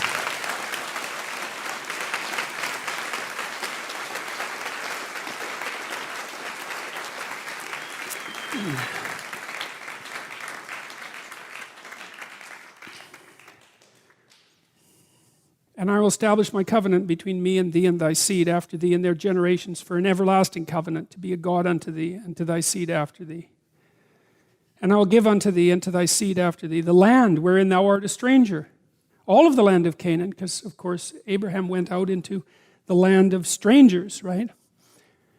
But it says that he'll master, if he keeps his covenant, he'll master the land of strangers. That's a wonderful thing to know. And I think a true thing. Because if you're dealing with strangers, I've dealt with lots of strange people in my life. Well, I'm a clinical psychologist, and that isn't to say that everyone that I've dealt with was strange, because that's not the case. But I have encountered some very strange people, and the way to deal with strange people is you never lie to a strange person. That's the thing, especially if they're paranoid. You never lie to someone who's paranoid. It will come back to bite you. And if you're in an extreme situation with someone who's very unpredictable, the only thing you have that works is the truth. That works. I'll tell you a little story. This is in my book. So I had this landlord in Montreal. He lived next door to me, and he was an ex-Hells Angels biker. He'd spent a lot of time in prison, and his wife had borderline personality disorder, and she committed suicide when I lived there. And he was a rough guy, and he was a Quebecois. He spoke Joual, which I could hardly understand. And he didn't really know what to make of me, and I didn't really know what to make of him. But we got along, and I was very careful talking to him, as you might imagine. But it was very, and we went over, my wife and I went over there, and we had spaghetti dinner one night, and we sort of communicated, and I bought a poster from him because he made these wooden posters that had neon on them, and that's how he made a living. He'd kind of trained himself to be a bit of an electronics guy, and so he made these things. And he was trying to quit drinking, and we talked about that. He was a lot older than me. He was like 20 years older than me. I was about 25 at this point. And we got along pretty well. But every now and then he'd go out and drink. And he could really drink, like he was one of these guys who could drink like 60 beer. And you think, well, no one can drink that much, and you're wrong. I studied alcohol for like 10 years. Some of my subjects' fathers drank 40 ounces of vodka a day and had been doing it for 20 years. So you can drink a lot, and he could drink a lot. And what would happen, he was trying to not drink, but he'd go out and go on a binge, and then he'd be gone for like 3 days. And he'd drink up all his money, and then we'd hear him out in the backyard howling at the moon with this little ugly dog he had, And he'd howl, and the dog would howl, and he'd howl, and the dog would howl. And it was rather unsettling and made my wife nervous. And but worse, now and then he'd come to the door at like 3 in the morning, And he'd knock on the door, and he'd be standing there. And I don't know how much experience you've had with rough guys who are alcoholic and who are drunk, but they can be upright and unconscious at the same time. And so that was the state that he was in, He'd be just swaying. And he'd ask me if I would like to buy his toaster or his microwave, because he needed some money to keep drinking. And I didn't really want to buy his toaster or his microwave, but when the ex-Hells Angel, Joual-speaking, 60 beer drunk Quebecois biker shows up at your door at 3 in the morning and offers to sell you his microwave, the easiest thing is to say, I really need a microwave. So, I bought the microwave and the toaster and some other things. But then my wife talked to me, and she liked my landlord, Even though she was afraid of him, she liked him. And she said, you can't buy any more appliances because it's not good for him. And I thought, that's an interesting problem. So what the hell am I going to do about this? Because no, I don't want to buy your microwave. Just doesn't seem to be the right answer at 3 in the morning. So one time he took me out on his 750 Honda, and he put me on the back of it. He wanted to show me his lair, I guess, his hangouts. And I got his wife's helmet on, but it didn't fit. It just sit on the top of my head. And he said, I got on the bike, and he said, if the cops chase us, we're not stopping. and then away we went. And we went to these bars downtown on Saint Laurent. They were very rough places. And he got into like 4 fights that night because he was a rough guy, and these kind of punk guys would come up to him and sort of challenge him and act stupidly around him, and he was very skeptical. And if you were acting stupidly around him for any length of time, he'd just hit you because he felt that that's what you deserved, and perhaps he was right. So I had first-hand opportunity to observe him. So anyways, sure enough, about a week or 2 after we had this conversation, he showed up at the door, knock, knock, knock, I opened the door, and he was standing there, with his eyes kind of half closed, and he was swaying, and he had, I don't remember what the appliance was this time, but he wanted to sell it to me. And I said, Paul, I can't buy this. I'm not going to buy this because I know you're trying to quit drinking. And if I give you this money, then you're going to go and drink it up. And it's not going to be good for you. And what else did I tell him? I think I told him as well that this whole thing of him coming to my house at like 2 in the morning was scaring my wife, who he liked, and that it had to stop. And believe me, man, I was thinking about what I was saying, because he was watching me like a rough guy watches you. And a rough guy watches you like this.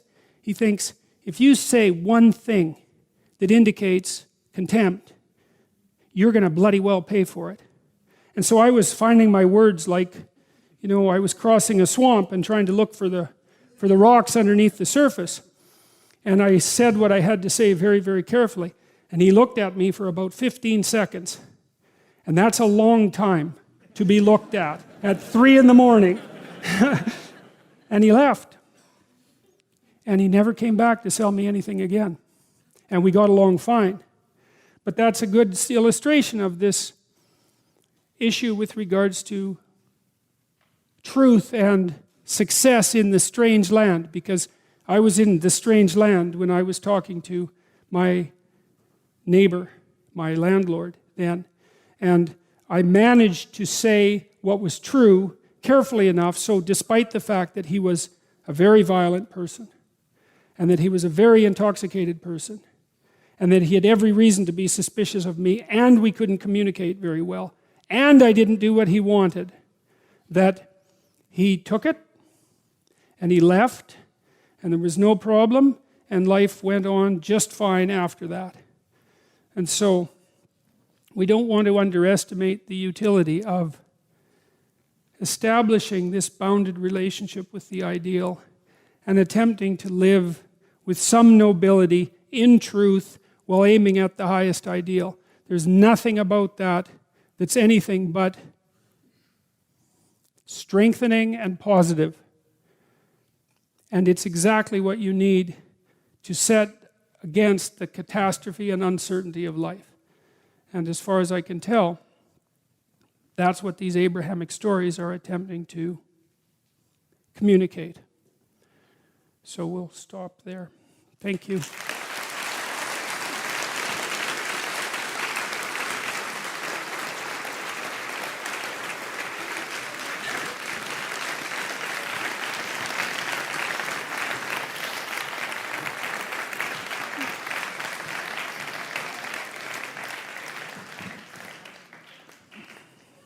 I was quite impressed with your presentation last week, and I wasn't quite sure where it was going at one point. And neither was I. And that's okay, because at one point I listened and I thought, what you basically were talking about, this is what I saw, you were embodying mind, body, and spirit and bringing it all together as one. And you touch on it a bit tonight when you talk about truth. This is where we need to go, right? And I know you say be positive and all that, and yeah, that's right, I agree. It's scary what's going on right now. However, we have the power to stay in the positive. What you talked about last week, you talked about using our intuition, which I consider our higher self, using consciousness, and you made reference, I can't remember exactly what you said, but you held your hand, and you talked about emotions and bringing intellect on top. And when you said emotions, everything just lit up for me, because I'm thinking that's our heart chakra. That's what combines our lower self, our physical being, the material stuff, all the stuff that doesn't really motivate us, with our higher self. And when you talked about emotion, I wanted to talk about the emotion of love. And I find so many people are terrified. It's a 4-letter word, I know, but it doesn't have to be bad. Okay, so I remember why, when I talked to you last week, why I wanted you to ask this question. So I've talked a lot in this lecture series about truth.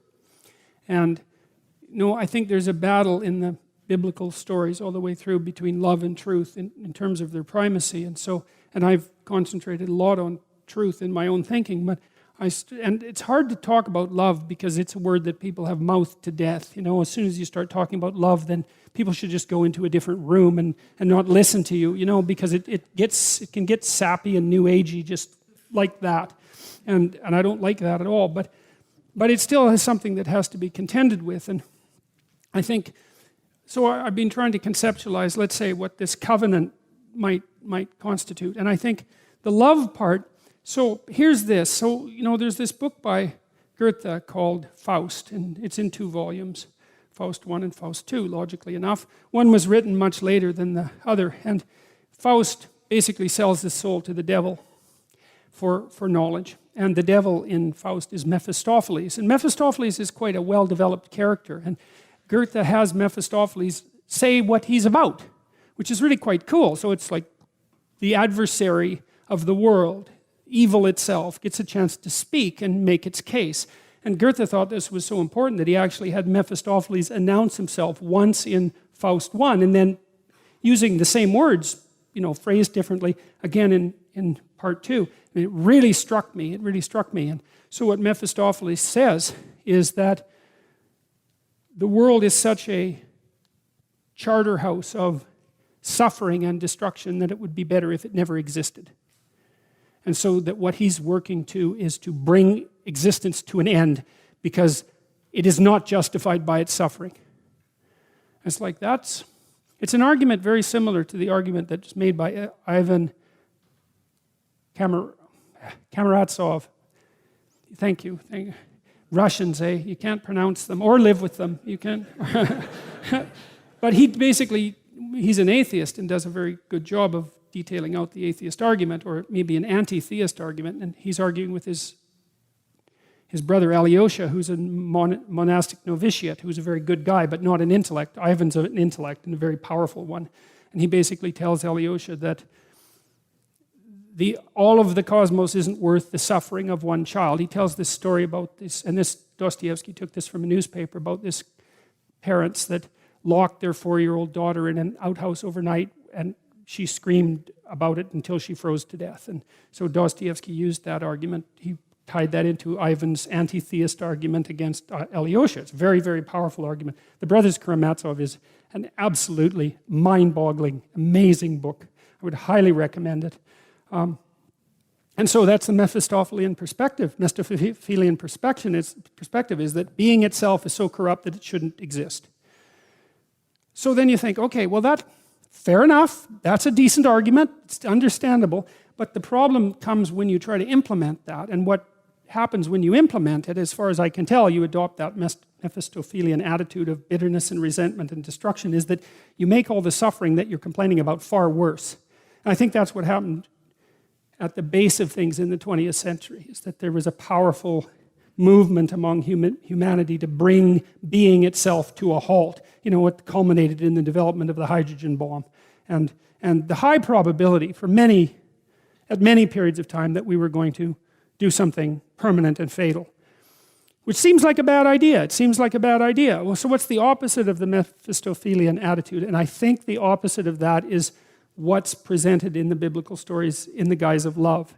And that is the wish that things would be good. It's something like that. That's what love is, I think, is that it's the attempt to orient yourself towards making things better.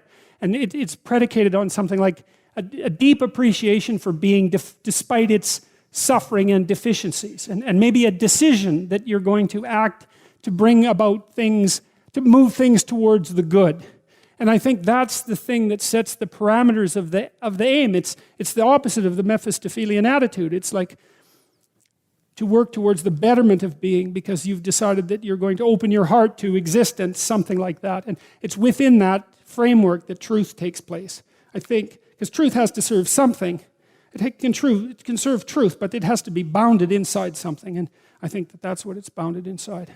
So what I was going to refer to with that was David Hawkins wrote Power versus Force, and he put it on a quantifiable scale, all different emotions. He called it consciousness, and he put love at 528 hertz. He put shame at 20. I'm not sure if I've got these 100% right. Guilt, I think, at 30, fear at 50, and it shows you how far the people who are really knocked down have to get to love. And I'm thinking if we could quantify love on a term, it means different things to everybody, and rightly so. But can we get to that frequency? And if you look at the solfeggio notes, you know the musical notes? Have you heard I'm afraid I'm going to ask you to stop, if you would, because I should go to another question. Thank you very much. Okay, let's.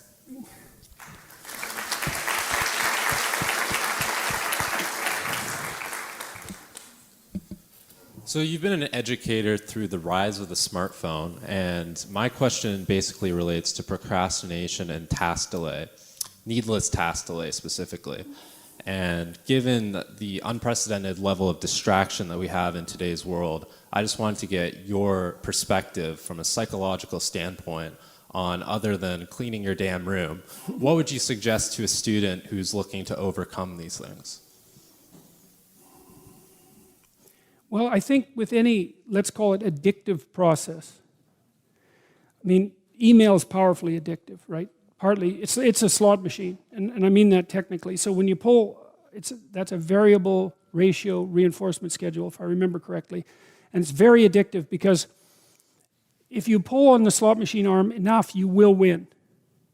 And you never know which pull will reward you. And so not only is that addictive, it's very hard to extinguish that. And so emails like that, because there's always something beckoning, and now and then it's a jackpot.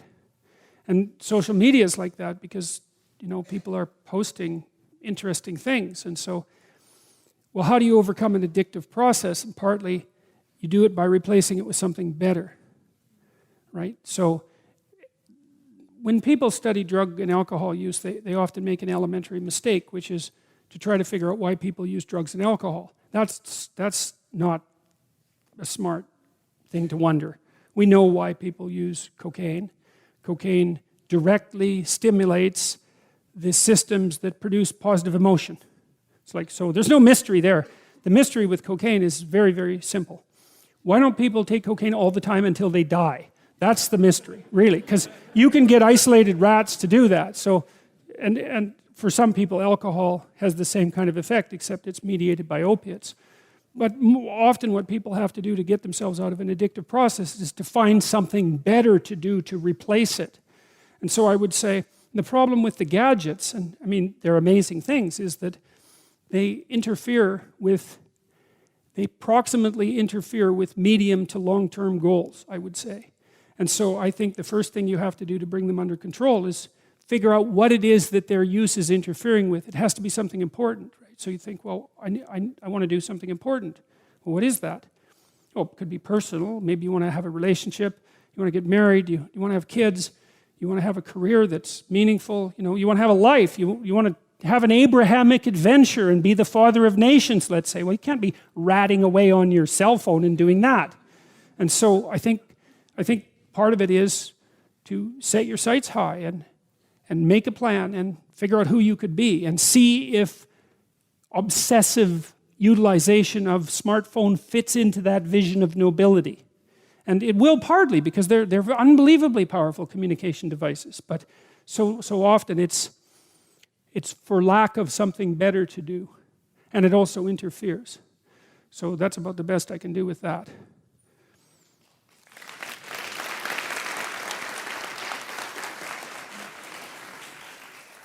Hello, Dr. Peterson. So you've been talking with some of the conservative candidates for leadership this year. I know you talked with most all of them, right? Not all of them, but a number of them. But yes. You talked with Andrew, though, right? Yes, I did. Yeah. So something very interesting popped up in my Facebook feed. So it was an ad for the Conservative Party, and it was suggesting that we cut funding to public universities that don't support free speech. And yeah, that was probably my fault. Yeah, see, precisely because this is something you say in some of your wilder moments. You suggest that we should cut the university's funding by 25% and let them battle it out for the remains. And he's taken that to his platform. But now what you're doing is one of the things you're doing is you've created this website that identifies the postmodern lexicon and helps people distinguish between postmodern courses and not, and so people don't take them. Or take them if they want. Yeah. So that's it'd be interesting to know what sort of malevolent postmodernists just study you meticulously and try to use all your knowledge of it. Anyway, so but what you've said though, you said that what we need to do is starve it out from the source. Yeah. Okay. So I do. I know where you're going. So about 3 weeks ago, I went up to northern Saskatchewan. My parents have a cottage up there. It's way the hell out in the middle of nowhere, and there's no cell phone. Although we do have internet now, which is probably bad and good. But anyways, I got to take a bit of a break, which was good because I haven't really been able to think. Because, more broadly about, say, what I'm doing, because I don't know what the hell I'm doing exactly. This is all very strange. But one thing I thought about, I was out on the lake, I was canoeing around, and I'd thought about war, because I was very irritated. I'm very irritated about what's happened to the universities. And there's a hint of malevolence about it. And I'm not a fan of ideological possession. And I've been set back up on my heels a lot over the last 8 months by the onslaught of what emerged when I said that there was words I wouldn't say. And so it's put me into a defensive posture, let's say. And I had been thinking in terms of war metaphors, like this is a battleground and that there's a war going on, an ideological war. And I do believe that that's true. But then I was reading, and I did this partly for this course, I was reading the Sermon on the Mount, and one of the things it says is, resist not evil. And I don't know what to make of that line. And so I was talking to a bunch of people about it and reading about it a lot and trying to figure out what it meant. And partly what it means is don't waste time, right? Because when you're fighting against something, then there's something else you're not doing. And then I thought, also when I was out there on the lake, I thought, well, do I really want to be in a war? Because war, that's not heaven. That's for sure. It's really stressful, and people get hurt. And so I thought, well, maybe that's just the wrong way of thinking about it, even though there's a battleground issue here. And I thought, well, wait a second, maybe the right thing to do in a situation like this, and this is maybe something that those on the alt-right might consider, is that the right thing to do maybe is to outline a better way rather than go directly on the attack. Now that might seem somewhat at odds with my idea of the website, and perhaps it is somewhat at odds with that. I'm not sure about that, but what I'm trying to do, instead of conducting this like a war, let's say, is to conduct it like a movement towards something better, and that would be better. Now, with regards to cutting the university's funding, I thought about that too, and I thought, wait a second, that's not going to work out, because it's inviting political interference into higher education. Now, the political interference might be of the counterbalancing kind, because the evidence that the humanities in particular have tilted almost 100% to the left is overwhelming. And so maybe some counterbalance from the right would set things more towards the middle. But the problem is when you open up the door to political interference with higher education content, you can't close the door again. And so on reflection, I thought that it probably was a suboptimal idea. And that would be better instead was to, and this is what I want to do when I launch the website. I want to ask students, the students who will be using it, it's like, what do you want from university? Because here's your options. You can come out ideologically possessed, right? You can buy this doctrine, this pathological doctrine, and you can become bitter and resentful, and you won't learn to communicate properly, and you won't read the great works of civilization, and you won't learn to think and write. You won't become noble in body and spirit. Is that what you want? Or do you want the opposite? Do you want a real education? And then I want to explain what that means, like I did tonight to some degree, that there's absolute value in learning how to put yourself together and to communicate and to familiarize yourself with the classic works of civilization. And I want to offer that, I want to do what I can to offer that as the proper alternative instead of staying ensconced in this notion of a battle, which is I just don't think it's the right metaphor. So. Either. And Dr. Peterson, I just want to say that I think what you're doing is absolutely miraculous. It helps change my life, and I'm sure at least raise your hand if Dr. Peterson has helped change your life. So for the better or for the worse? Ask him to. Look Thank at it. you. Well, it's about 40 people maybe, and that's miraculous, And I think and your thinking is going to be. It's going to be all over the place in the Canadian election in 2 years, and I think that God, that's a horrible thing to contemplate. you better watch out for it, buddy. And you need and there's going to be a lot of talk about how Andrew Scheer's political message is going to stem from yours, and I think it's really important that he doesn't censor himself like other conservative politicians are doing. Yes. And because, I don't know, we need to unite under a valid, thoughtful, articulate, conservative voice. And what do we have now? We have Trump. That's what's, we don't have any strong, articulate male voices in our political discourse right now. That's what it feels like. Well, it's definitely time for you to develop one. So looks like you're on the right path.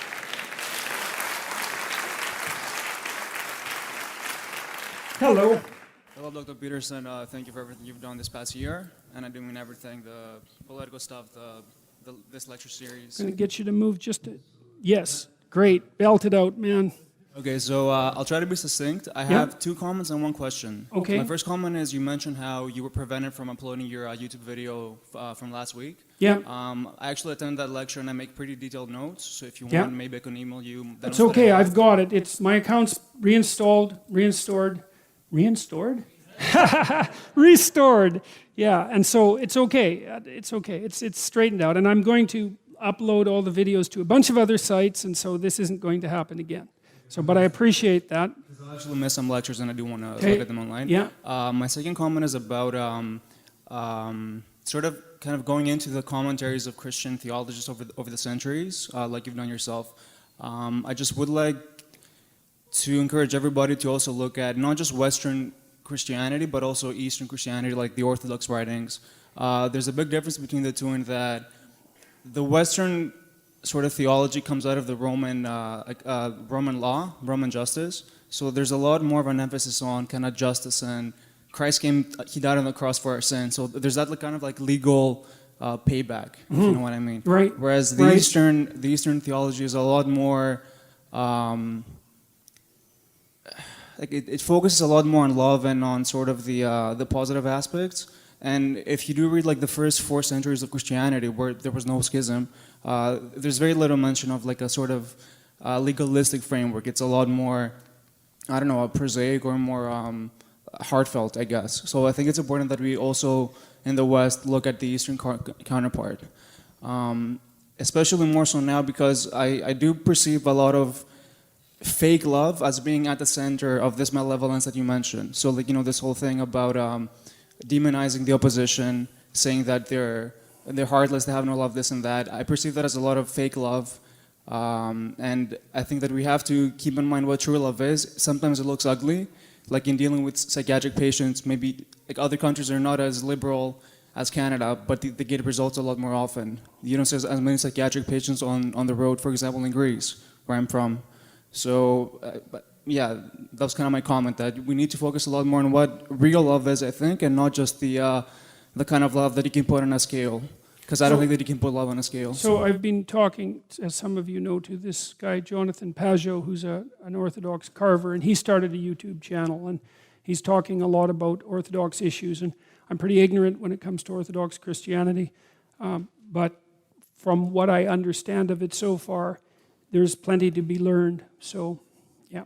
I'm Orthodox myself. I just recently came back to my faith 2 years ago. Basically, that was the original Christianity. Then there was a schism of 1054 between East and West because of the conflicts that the Eastern Christians have with the Pope. And then after that, you also had a schism internally within the West between Catholicism and the Protestants. So that's kind of like the big difference, that Christianity actually came from the East. So I think that's why it's important that we look at the most ancient texts, because those were the ones that were closest to the original message. So now to my question. It's about atheism. You might hear a lot of times people criticizing anybody that has any sort of belief in a deity or a God, that you're just somebody that has an imaginary friend. Yeah. You know, like the Heavenly Father that you have to adhere to, that you have no will of your own. Yeah. So then there's also, like, wouldn't the counter argument be that, okay, so if I have a good relationship with my father, and that's why I'm more likely to accept a higher deity, then could it be that you as an atheist, maybe you have conflict with your father, and that's why you're adverse to kind of submitting to a higher being that kind of dictates your life? Well, you're attempting a psychoanalysis of atheism, you know, and there's many factors that go into atheism. I would say that you could make that case in some situations, but not in all. I do think, though, and I think this is perhaps where your question is stemming from, is that it's no fluke that at the same time that one of the consequences of the death of God that Nietzsche announced back in the late 1800s is the all-out assault on masculinity that's occurring in our culture now. And those things are associated. And I do think that does have to do with a lack of faith in the masculine spirit. And that's a very bad thing because, well, it's a bad thing for everyone, obviously, because women have a partially masculine spirit and they have to put up with men. And so to demolish that or to fail to nurture it, which is certainly what's occurring, is just a pathway to absolute disaster. So, yeah.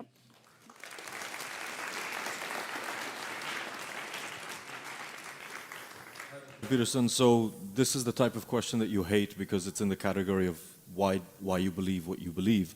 And it's a type of question that makes you say, if I have it right from the last time, quote, what the hell makes you think it's any of your business? So I'm going to try to try to frame it properly. Okay. And I'm asking this at lecture 10 of 12, and after having listened to quite a few hours of you here and elsewhere. Okay. And so in your second interview with Transliminal Media, you lay out a few things. I have some quotes here. I'll skip them for brevity.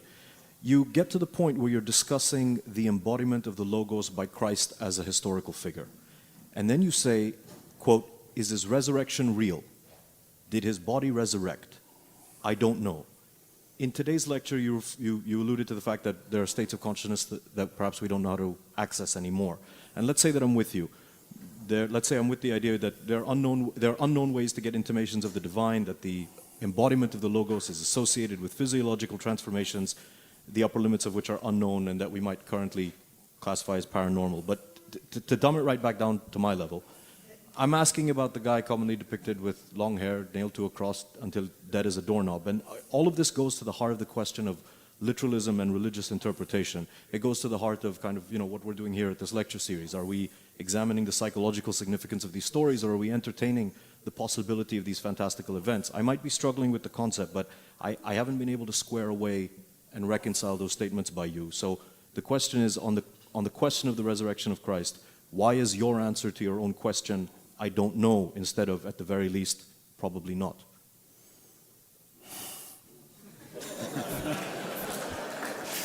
Well, you're definitely right about me hating that question.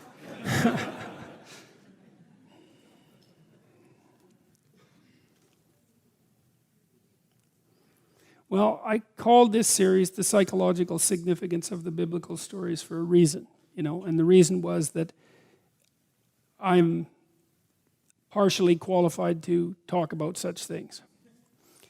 When I step outside of that, then I'm not where I should be. I don't think that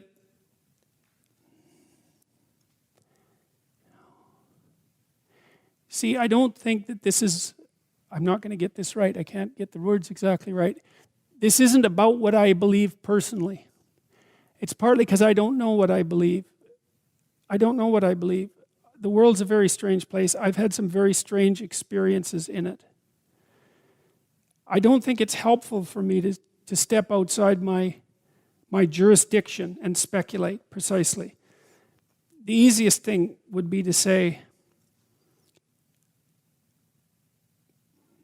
I think I said what I had to say today. I don't think that we know what the upper limits of human possibility are. I don't know what that means metaphysically. What I do understand from the Gospels is that even the accounts of Christ's resurrection are complex and difficult to understand.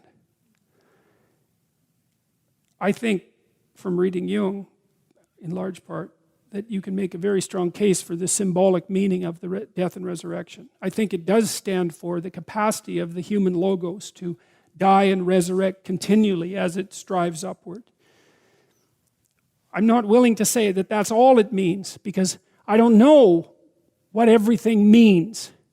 And I don't know about the fundamental metaphysics of being. Like, I do believe that it's accurate to construe being as a battleground between good and evil. I believe that. I believe that is the most accurate way of representing being. It's not the most accurate way of representing the objective world. That's not the same thing. Being is that set of experiences which we inhabit. And that's only partly objective. And it's not obviously reducible to the material, not in any straightforward way, because we don't understand the material substrate of being at all. And when we do attempt to understand it, say at the quantum level, we run into mysteries that baffle the most intelligent of us and aware. So I'm going to have to leave the question hanging, but partly because I don't know what I think, but partly because there has to be a line between what I believe and what I can communicate. You know, what you believe is beyond your capacity to articulate at the deepest levels of belief. And I can only share with you what I have actually come to understand. And there's things that I don't understand, and that's definitely one of them. I don't know how to draw a line between the symbolic significance of the biblical events, say, the symbolic and psychological significance of the biblical events, and the metaphysics that's underneath them. And I think you see the same thing in Jung, because when Jung writes technically and formally, he never talks about God. He always talks about the image of God, which is not the same thing. The image of God would be your subjective experience of God. It says nothing about the objective reality of God, because your subjective experience can't say much about objective reality. But even in Jung, you get this mix, you know.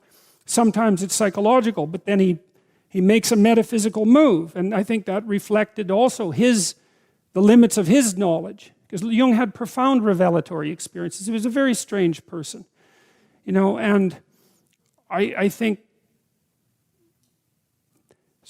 what's best for me is to stay on the ground that I'm competent on, and to say what I can say about the psychology, and to reach beyond that briefly when it's necessary, but other than that, to leave it the hell alone till I understand it better, assuming that I ever do. So.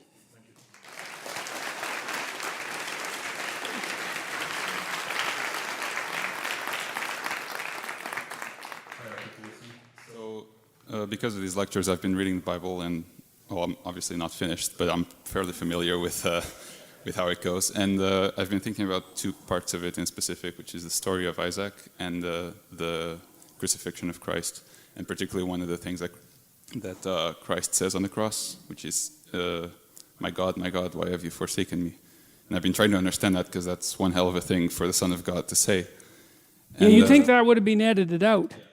Yeah, no, seriously, it's like, why isn't that gone? You know, it's very inconvenient. Yeah, and you haven't touched on the story of Isaac yet, but there's this thing called typology, which I'm sure you're aware of, but basically the idea that what's going on in the Old Testament is sort of the laying out of types for Christ, and that Isaac is essentially a type of Christ because they have all these similarities. And so I've been thinking about it in that context, and thinking about the parallels between them, between Isaac and Christ. And one of the things that also struck me was mostly the differences between Isaac and Christ. And the main difference, it seems to me, is sort of a difference in direction of sacrifice. So the sacrifices of Abraham is Abraham sacrificing his son to God. And then the sacrifice of Jesus is God sacrificing his son to mankind. And I've been trying to understand basically how that works. And in relation to the... You and Western civilization for 2,000 years. Yeah.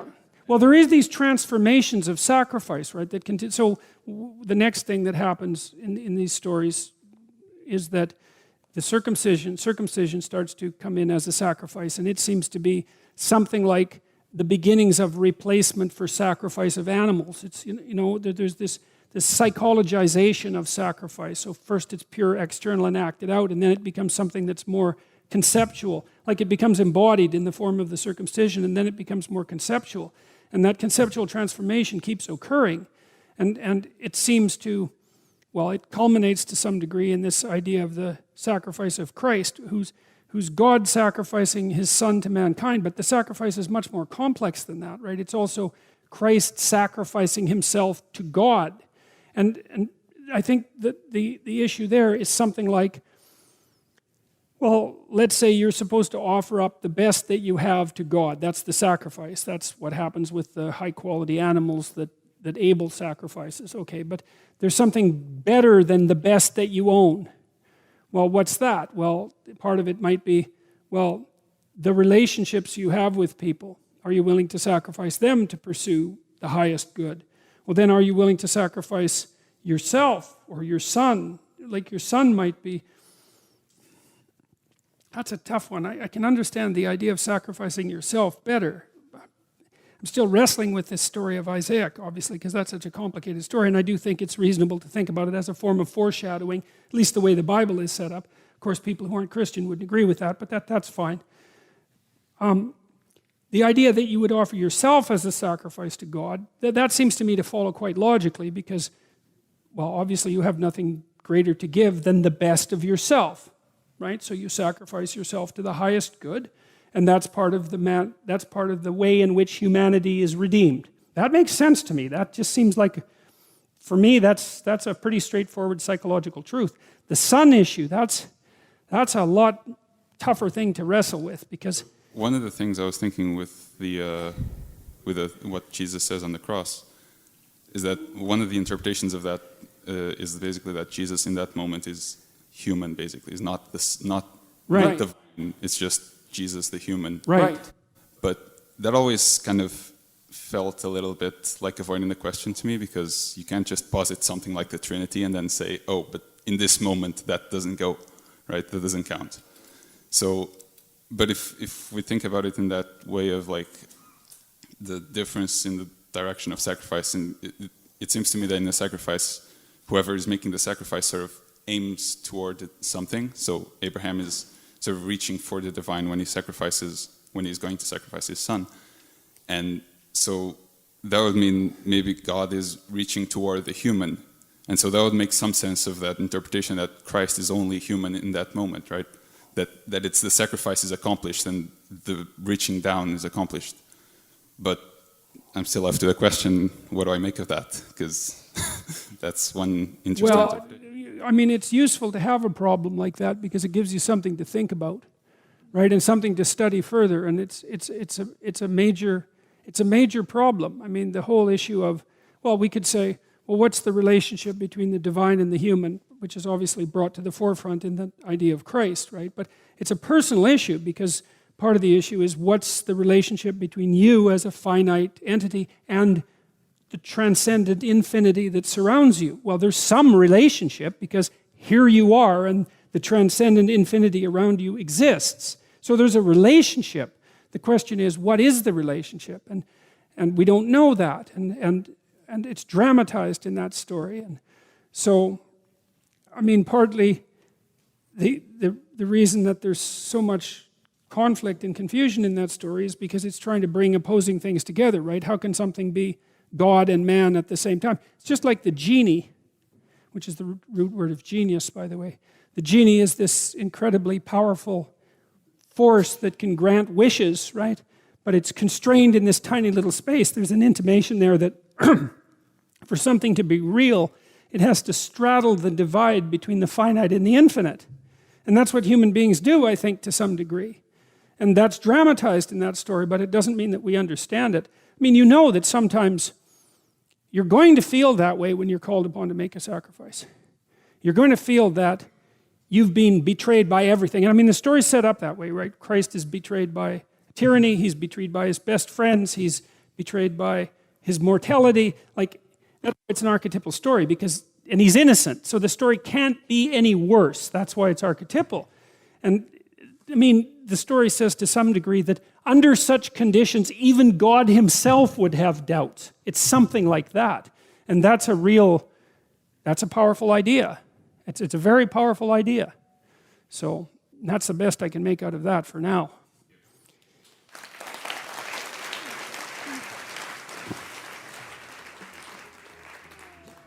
We have to stop. So we'll convene again in a week. Thank you very much. If you found this conversation meaningful, you might think about picking up Dad's books, Maps of Meaning, The Architecture of Belief, or his newer bestseller, 12 Rules for Life, An Antidote to Chaos. Both of these works delve much deeper into the topics covered in the Jordan B. Peterson podcast. See jordanbpeterson.com for audio, ebook, and text links, or pick up the books at your favorite bookseller. Remember to check out jordanbpeterson.com/personality for information on his new course, which is now 50% off. I hope you enjoyed this podcast. If you did, please let a friend know or leave a review. Next week's episode is a continuation of the biblical series and is titled Sodom and Gomorrah. Talk to you next week. Follow me on my YouTube channel, Jordan B. Peterson, on Twitter at Jordan B. Peterson, on Facebook at Dr. Jordan B. Peterson, and at Instagram at jordan.b.peterson.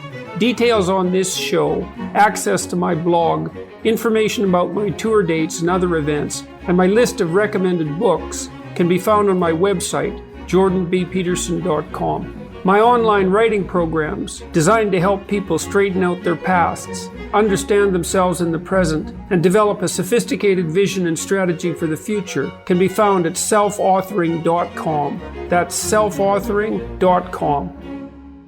From the Westwood One Podcast Network.